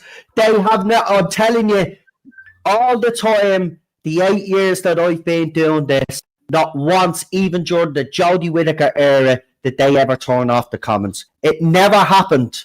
It never happened. Holy shit. Well, then there you go. That just tells you everything that you need to know. That they're turning off comments because the backlash. And there is a backlash, by the way, because the people think this is actually stupid, bringing them back. I just don't. Like, I can get it to a certain extent why they're dragging them back. You fix this because you fucked it up. But at the same time, I'd be like, do you know what? Let's cut all our losses with him. Bad Wolf Stew, fuck them out, and let's just ignore that and just bring the show. Someone said, well, who was it that said, let's just do a soft reboot like they did 2005. Don't say fucking nothing. Just introduce the new Doctor and carry on from there. I think it was actually Robert, who's in the chat there, that said that yesterday on the panel, if I'm correct in saying. But that's what they should do. Just ignore it, get rid of fucking him, and then see what happens. But look, I got to be honest right now, I don't trust the BBC. I don't, and if Bad Wolf is anywhere near it moving forward, then I'm done. I'm actually done as of now. And I've just sent you screenshots of that post from Doctor Who's channel showing that the comments are turned off. Right. Let's show this to you guys. Let's hope I don't cut out, because when I share a screen on this fucking computer. By the way, I haven't been breaking up because I have a new mic. It seems to be doing the trick, I have to say. Oh, there we go. Two photos. Nice. Let's see. Yeah, that shows the post, and when you click on it, shows you the result when you click on the comments. What a dirty bunch of bastards. It's that they just don't want to acknowledge that they're wrong. It's all cope. They are turning these things off because they cannot face the criticism. They refuse to acknowledge there's any problem at all. Everything's hunky-dory. It will be back in due course. The Doctor's got a place in the heart of the BBC, but we ain't going to listen to you when you're telling us the truth. And the truth is, the show is damaged beyond repair, and you fuckers can hide it all you like. It's not going to change anything. You bring this back in Christmas next year and see what happens. Right, guys, you might be able to see that on the screen. Sorry. Oh no, it'd be good if I actually shared the fucking thing. You just had it. So that's the post there. Confirms Doctor Who, blah, blah, blah. Return right, to yeah. 20. And then the next one is... if I can... it's grand, because there's no private conversation here, so we're good. There you go. Comments are off, folks. Are turned off. Wow, that's never happened, by the way, and that's the truth. It's never happened, because you know how fucking relentless I was during the fucking Chris Chibnall era.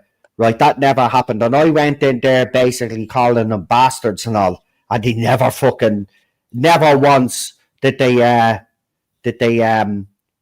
turn off. You know what they used to do? And Lee will back me up on this. Do you know what they used to do? They used to hide your comment and put it in the hide comment section. But they never ever blocked the comment. So there you go. It's gone down like a ton of fucking bricks. Nobody wants it. Right? So Look, BBC, just look at the fan reaction. That should tell you what you need to do, right? It's, I think I know why they might have done this, because if you look at the posts where it was announced RTD was receiving a BAFTA, and you go into the comments, literally all of them were just, oh yeah, give a BAFTA to the guy who killed a 50-plus year long show, or yeah, giving a BAFTA to the guy who ended one of the longest running shows in television, and just on and on and on. So yeah, He deserves it. He deserves it. He shouldn't have treated you the way he treated you, and he shouldn't have treated other fans the way he treated fans. He deserves everything that he gets. That man, look, as I said, I'll always be grateful for him for bringing back the show because he saved me life. But I'm not going to sit here just because he saved me life and lick his arse like some fans out there have, right? And they're still licking his arse. If you just can't see that, he's the problem. And Bad Wolf Studios is the problem. And you just want to keep blaming Disney for the failures of this era. Well, then you go a fucking head. Because the bottom line, what's going to eventually happen is that this show is going to disappear and it never will come back. It will. What goes away this time, though, I do believe it's gone forever. It's not coming back. It won't come back in my lifetime anyway, I don't think. And that to me is sad, right? That to me is sad that I will never, ever see another iteration of Doctor Who in my lifetime. And RTD should be fucking ashamed of themselves. And you at BBC, you should be fucking ashamed of yourself because we and many other fans out there have been warning you for the last 7-8 years that this was going to happen. That if you continue down this route, that this is what was going to happen. And you didn't listen to us. You pandered to trendsetters. You pander to all of these little weirdos that want to change everything that makes Doctor Who to fit and suit their image, right? And that is absolutely wrong. Doctor Who shouldn't be there to pander to people, right? Doctor Who shouldn't be there to be used as a tool by a showrunner to push his ideology or to push his beliefs, okay? End of story. When they did Classic Who and they wanted to discuss something that was happening in real life, right? They showed all different aspects of the argument and the pros and the cons of that, and they let the audience decide, right? And let the audience have the conversation and think and have those conversations in pubs or at home and all of that, right? That's what Doctor Who is supposed to do. Right? It's supposed to spark debate, but not like this. Not like this. Listen, the bottom line is he queered up Doctor Who, he gave up Doctor Who, and that's your result. And I'm sorry to say it, and I know that's a slur, but that's exactly what he fucking did. No, you're right. Right? And nobody fucking asked for it. And by the way, before anybody comes here homophobic, right? I'm not saying that we don't want people. Well, I'm a raging homosexual and I concur. So there you go. Right, Captain Jack, perfect example of bringing in a man, right, who's gay and actually fucking giving him a fucking great script character.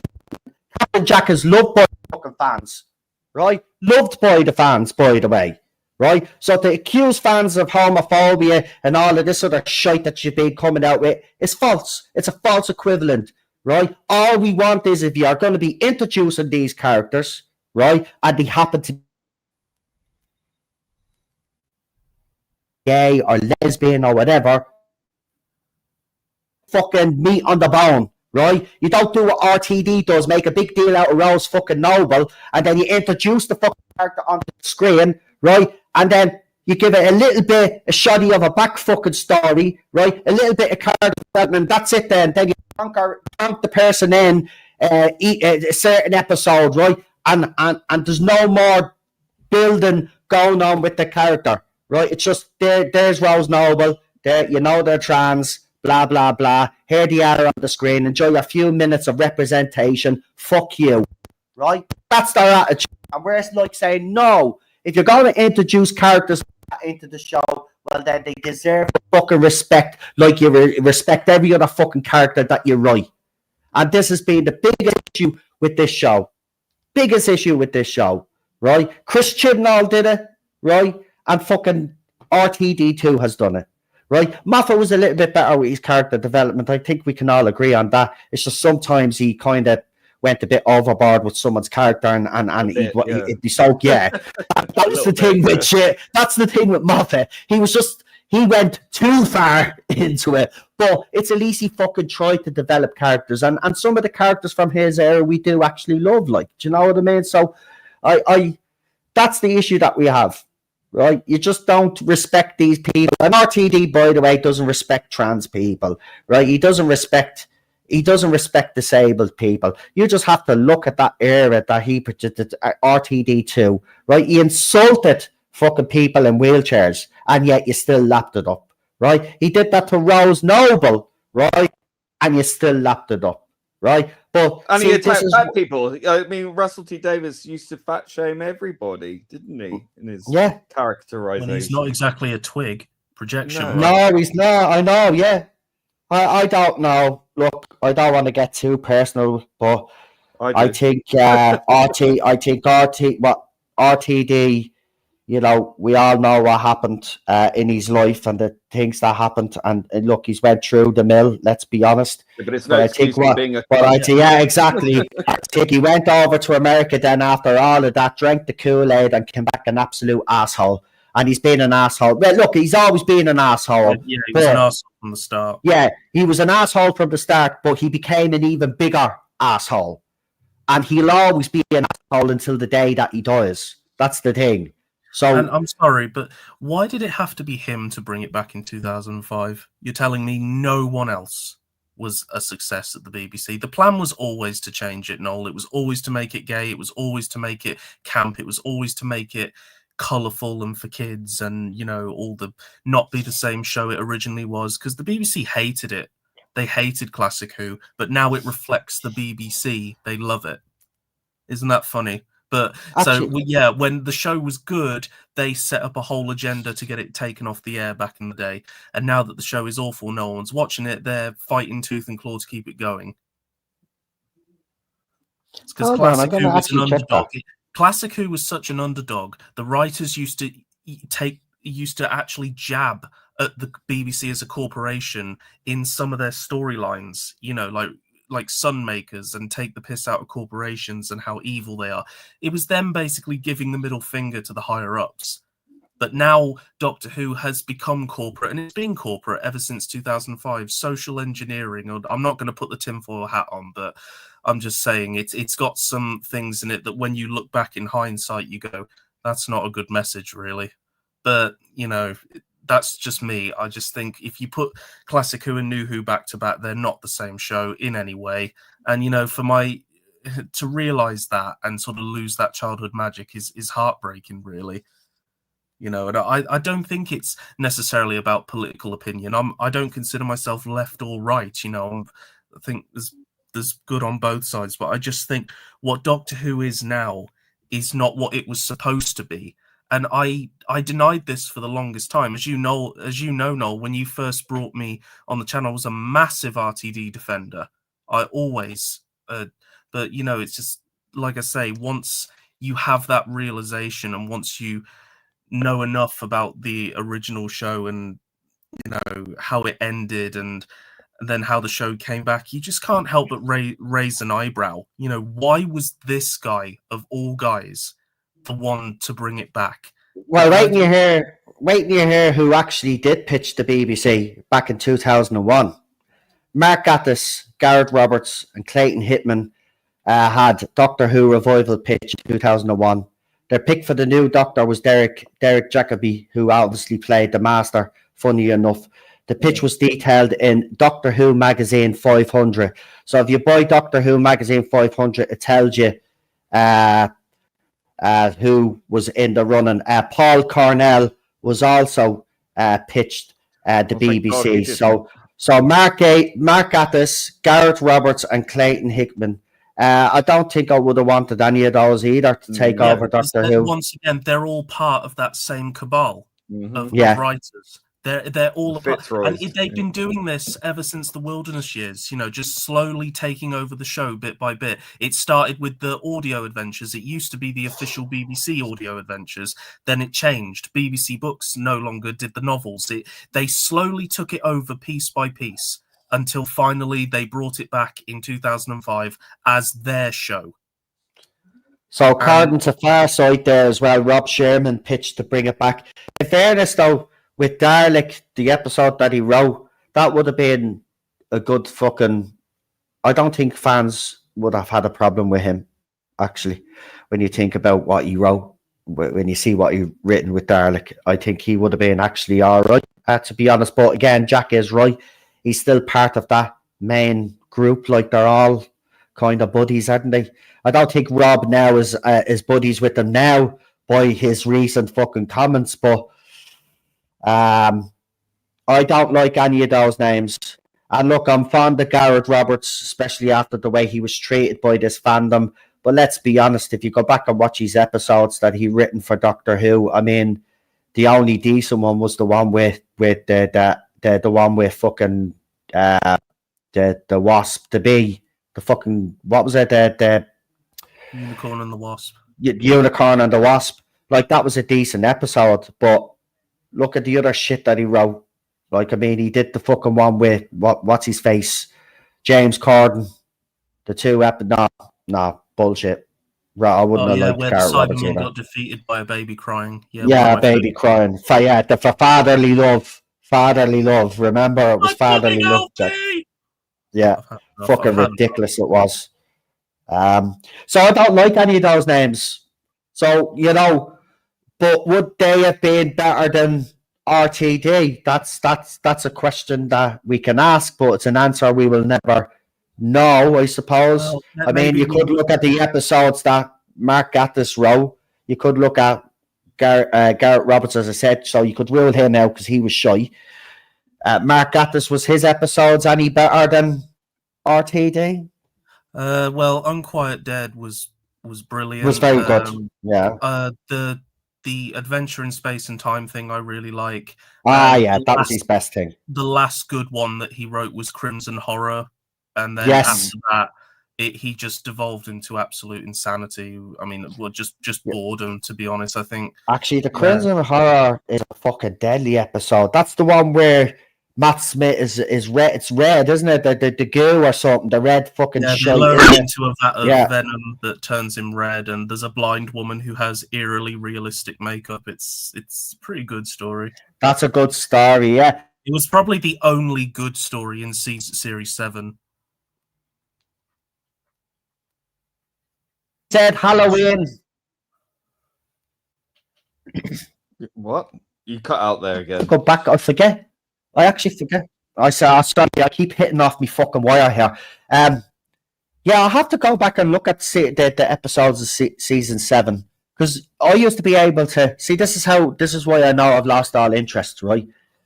If you had asked me 4 years ago to name every single New Who episode in order, I would have been able to do it without a shadow of a doubt. I'd be able to tell you every single name, who starred in it, all of that. Right now, not a chance. Now, not a chance. I'm just so out of it now that, I mean, I probably have been out for a long time, but I refuse to acknowledge that I actually started to hate this show, because I've never wanted to hate on this show, because, as I said, this show means the world to me. I think it means the world to a lot of us, but this show has meant the world to me. To see it in the state that it's in is heartbreaking, and it is. I mean, it is, but it does deserve death now for its own sake. And I hate to say that, because it hurts when I say that, because I feel like I'm betraying.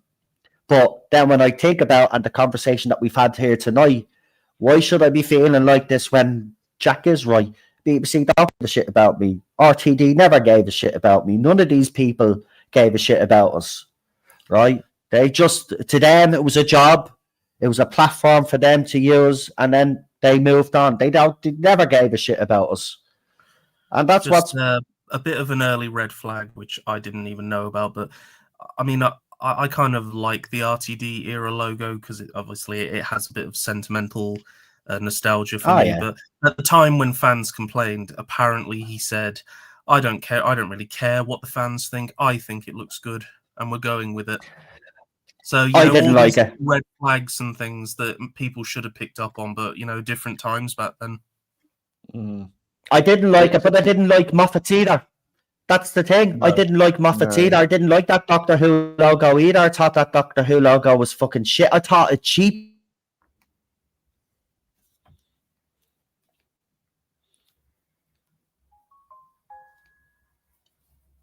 There we go.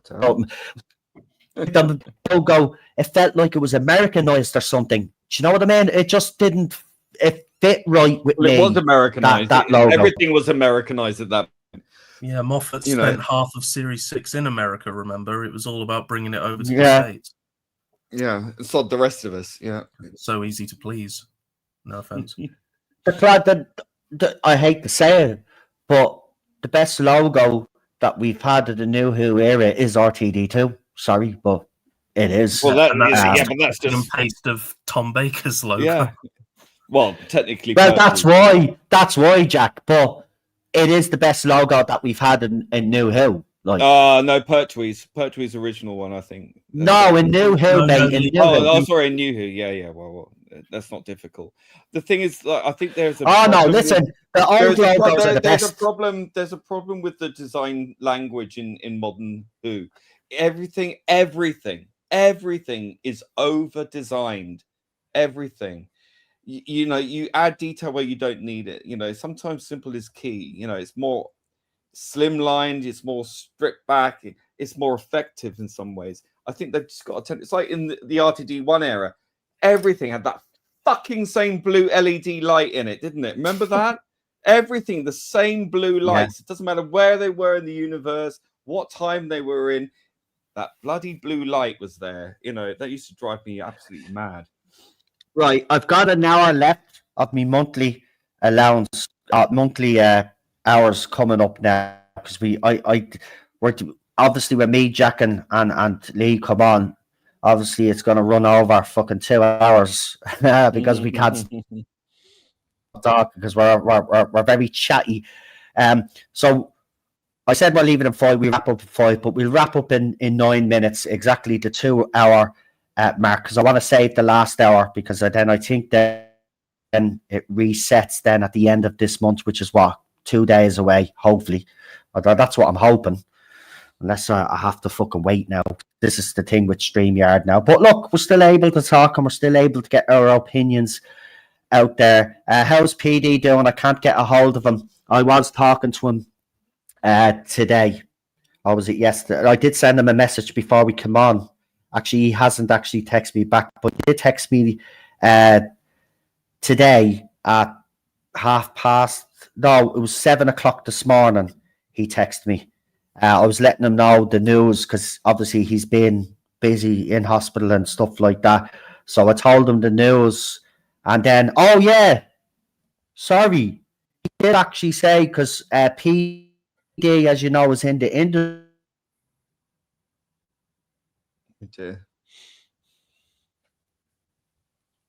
La, la, la, It's gone again. He was told something. So the thing is now, from what I've heard, a props handler friend of a friend was that RTD Oh no. them all. It was the essence of both from the TARDIS console. That is why Rose went up. So that's what PD has been told. Is that So that again? apparently RTD? Oh, Right. so Okay. So Series 1, when she opened up the TARDIS and violated it, it's kept a DNA imprint of her, and that's why she's popped back. That's just fucking silly. Yeah, because many people who are still watching are gonna RTD told them remember that it Series was all. 1. But in a way, it does make sense. But is it what we want? Is it the right thing to do to try fix this? I would rather to just ignore. I don't know why BBC are trying so hard to bring him back to fix it. There is no fixing this, BBC. There isn't. So just leave it and start afresh. Fans won't see. This is the thing. You started afresh in 2005. You did a soft reboot. You didn't explain that much, right? We had the whole speech of Eccleston's doctor, you know, when he's talking about the earth and he can feel it and all, and he's holding Rose's hand and then he drops her hand. That's iconic, right? But we didn't go any further than that. There wasn't too much detail. It was just, this is the doctor now. And when he did that speech, he was the doctor. That was it. We were all sucked in then. Well, I was at the time. That speech won me over. That was the moment that I said, Doctor Who is back. Right? That's how much of a fool I was back in the day, I suppose. But as I said, I'm still quite fond of RTD1. Actually, I think it's aged a bit badly, to be quite honest. The first season especially, but it kind of reminds me, it's closer to Classic Who because it looks so bad now. The CGI looks fucking awful. Like, it kind of reminds me of Classic Who a little bit, you know, except the writing is not as superior. That's the difference. But Series 1's my favourite, even though it looks the worst. I'd say it's just the most... It is. uncrap version that he's done. It's not all the elements work together quite well, you know, and the Daleks and everything. Aside from the Slovene two-parter, I actually think it's pretty solid. Yeah, I agree.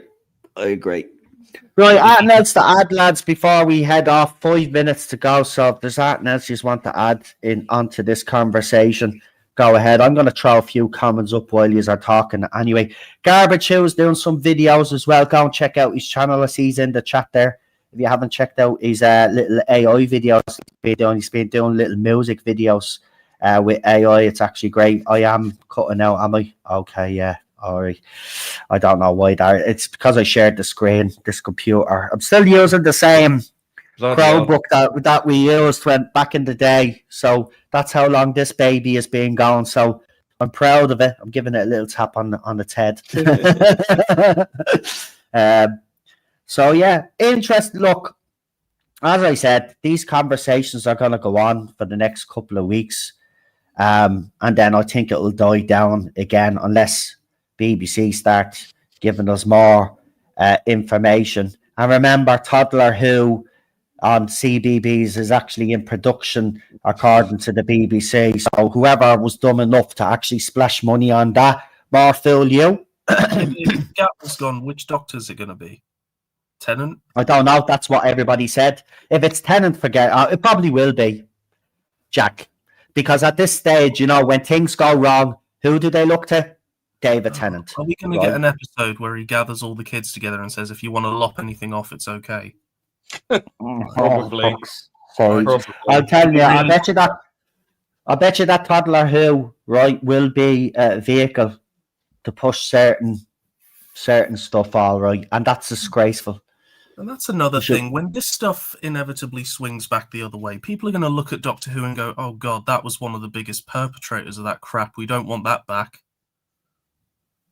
Yeah, it's I don't know, man, where it goes from here, but all I know is right now probably the best thing for it is to go away and stay away for a few years and see what happens. I do believe what will happen is that as Lee said when we streamed months ago, you were saying it does need that break. It does need people to miss Doctor Who, and I think that's what needs to happen, because Jack brought up the fatigue and all, and I do think it is fatigued. That's the issue as well. It's fatigued. It's been going on for too long. It does need a break, and this 19-month break is not long enough, though. If BBC think it is, it's not long enough. It needs to go away for at least 10, the most 10. I would say 5 years. I say you could get away with not having Doctor Who on screen for about 5 years. And I think if you got the right people in that, you know, are knowledgeable about science fiction, you know, and understood what the show was about as well, because that's important, you know, then maybe you have a chance. But that's a big maybe at this stage. It's just it's heartbreaking. It is. It's heartbreaking. I look, the Timeless Child took it out of me. You saw how upset I got. I just don't have any more tears. Right, but I'm gutted, and I'm not going to lie. I am absolutely heartbroken. This show has been part of my life. I'm 40 odd years of age. Like, it's been part of all of my life growing up. Me dad introduced, like as you said, Lee, you know, this show was generational. My dad watched Classic Who and introduced me to Classic Who, and that's how I became a fan through me dad. You Just know, he remember- never watched the new Who era. That's the thing. I remember actually when he seen the first episode, he thought it was shy. Yeah, because Yeah. it was a rip-off of Spearhead from Space, but nowhere near as good and with no explanation. Yeah. My dad actually thought it was shy. He didn't like it. He didn't think it was Doctor Who. He even said it back then. He didn't think it was Doctor Who. This was some sort of hybrid version of it. Just remember, Noel, these people are happy that you're upset. Just let that I sink know. in. I know. And that's what, you know, that's the thing that kind of eats me up as well, is I know that these bastards are happy that I'm unhappy. Yeah. And that's really breaking the whole spirit of what Doctor Who should be about. Exactly. It's the antithesis of it. Because we're on the wrong side of history. So they keep telling us. Yeah. So the they, group- yeah. See how Fuck that's them. worked out for them. Anyway, look, as I said, we will continue this conversation. I'll be bringing on obviously more guests as well, and we will keep this discussion going. I'm pretty sure there'll be more news, but the BBC blocking comments, just, oh my god, I never thought I'd see the day. But there you go. That just goes to show you where we are. That they're blocking comments now, or they're knocking the comments off. They know they've royally fucked. Do you know what though? I hope after they've done that, they've someone in BBC is looking at this and saying, oh, "Holy shit, what are we gonna?" Do you know what I mean? But as Lee said and Jack says, these people are not capable of making the right choices and doing the right It's thing. all about saving face, but by continuing to make the same mistakes, and then they'll keep doing it and keep doing it and keep doing it, and then they'll just brush it away and pretend Instead of admitting that they got it wrong and just saying, "Okay, we got it wrong, but moving forward, we're going to do the best by the show. We're going to do it right." And I think some fans will take that on board, and it'd give them a little bit of hope, but they're not going to do that, and we know that.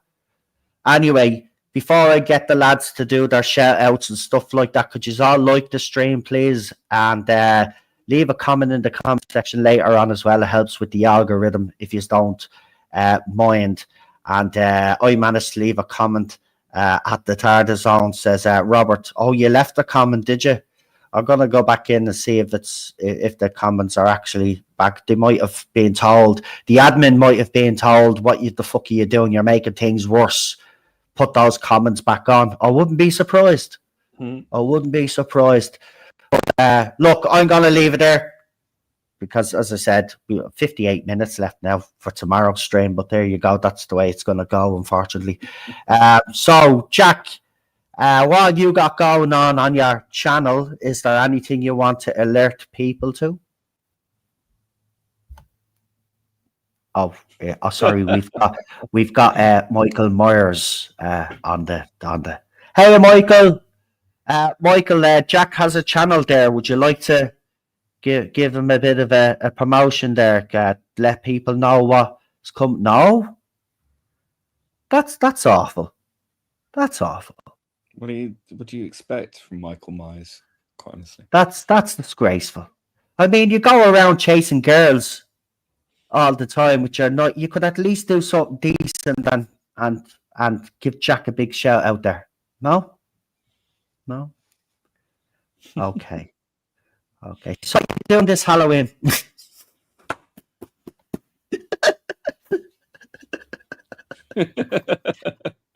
Scared of their grannies, are we? He's coming for you. He's coming for me. Yeah, you could come for me all you want. I'll Freddy Krueger your ass. Huh? Yeah, you'll be having a nightmare all right on Elm Street.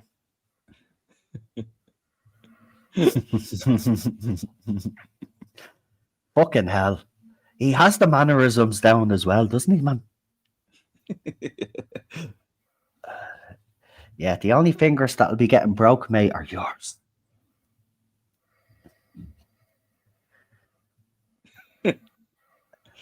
Right. While Michael Myers is just sitting there, I'll get Lee to give Jack the shout out, and then Lee can tell you if he has Yeah. that. Yeah, Go for check it. out Jack's channel, Drawing Jack Rabbit. He's also got his Jack Rabbit podcast as well. Oh, he's ringing RTD. Oh shit. Well, they're probably best buddies, quite honestly. I mean, they're both murdering things. Yeah. One a franchise, one people. You know. Yeah, that's true. That's true. Hello? Oh shit. Oh, I do love a heavy breather.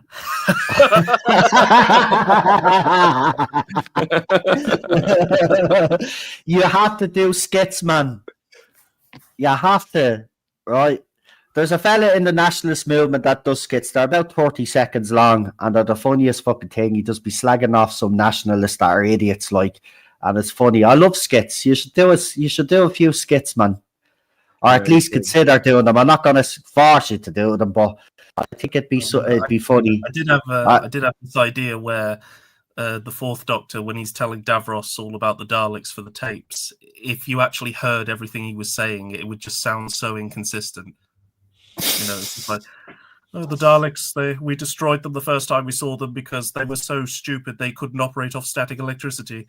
And then for some inexplicable reason, they showed up on Earth 2,000 years later, and then they had these little things that they were on. They tried to move the planet across space when they could have easily just mined it, stripped it of its resources, and fucked off. Then they inexplicably reappeared and started chasing us through time and space with their TARDIS of their own, which they miraculously had with no explanation. And then they magically showed up again a few months later, but in a completely different time zone with no explanation. And then they couldn't use their guns or something, so they used machine guns, even though it doesn't show how they load them. Are you still with me, Davros? I've changed my mind. I'm not going to make them. No. Fucking brilliant, man, I swear. It is. So check out Jack's channel. Check out PD is normally here, but obviously PD is unwell at the moment. And he has the Rolodex, man, and he puts all the channels in. So unfortunately, you know, if I start doing that, computer will start. So I'll just name out the channel. So Type 40, the Spacebook. Who else have we got? Rabbi from Another Planet. We've got Garbage, who, as I said, Daniel's channel. Go check out Daniel as well. Jack's channel, as we spoke about.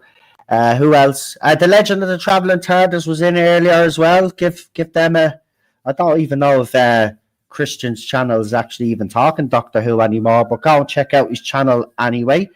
Oh, yeah, Sean from the Nerdaholics popped on X there yesterday. It was nice to hear from him. He hasn't been around in a while. So we're hoping to bring him on because he hasn't been around and he said he'd love to stream. So Sean from the Nerdaholics, just want to give him a shout out because it's been a while since we've heard from him. Am I missing anybody? Garbage. Did you mention his channel? Yeah, I did mention Garbage. Drawing Jack Rabbit is Jack's channel. Dalek Lives Matter. My review action figures. It's just it's nothing to do with drawing. Yeah. And Cinnamon Toast Crunch. Yeah, and the Zero Room and Cinnamon Toast Crunch. Yeah. Robert Payne's channel. Go and check Robert's channel as well, yeah. And Real Super Doctor's channel as well. All my guests and panelists. I'm pretty sure I'm missing I'm pretty sure I'm missing a few, but you all know who to go and sub to. So yeah. So we'll leave it there, folks. I want to thank my two special guests. The Sense Fair, the Sense Fair, Brendan's channel. Go and check him out as well, guys. I just want to thank my guests, Jack and of course Lee. As always, very entertaining when I have you two guys on. And of course, we always run over because we can't shut up fucking talking, can we? But there you go. Love it. But we will be back. We will be back, of course. Myself and Jack still have to do that stream on the Predator franchise because you'll set me off. See, yeah, because that's been an absolute fucking disaster, just like Alien Earth. But we'll get into that another fucking time. Anyway, thank you for joining me, folks. We're going to leave it there. Good night. God bless you all, and I'll talk to you tomorrow. Cheerio.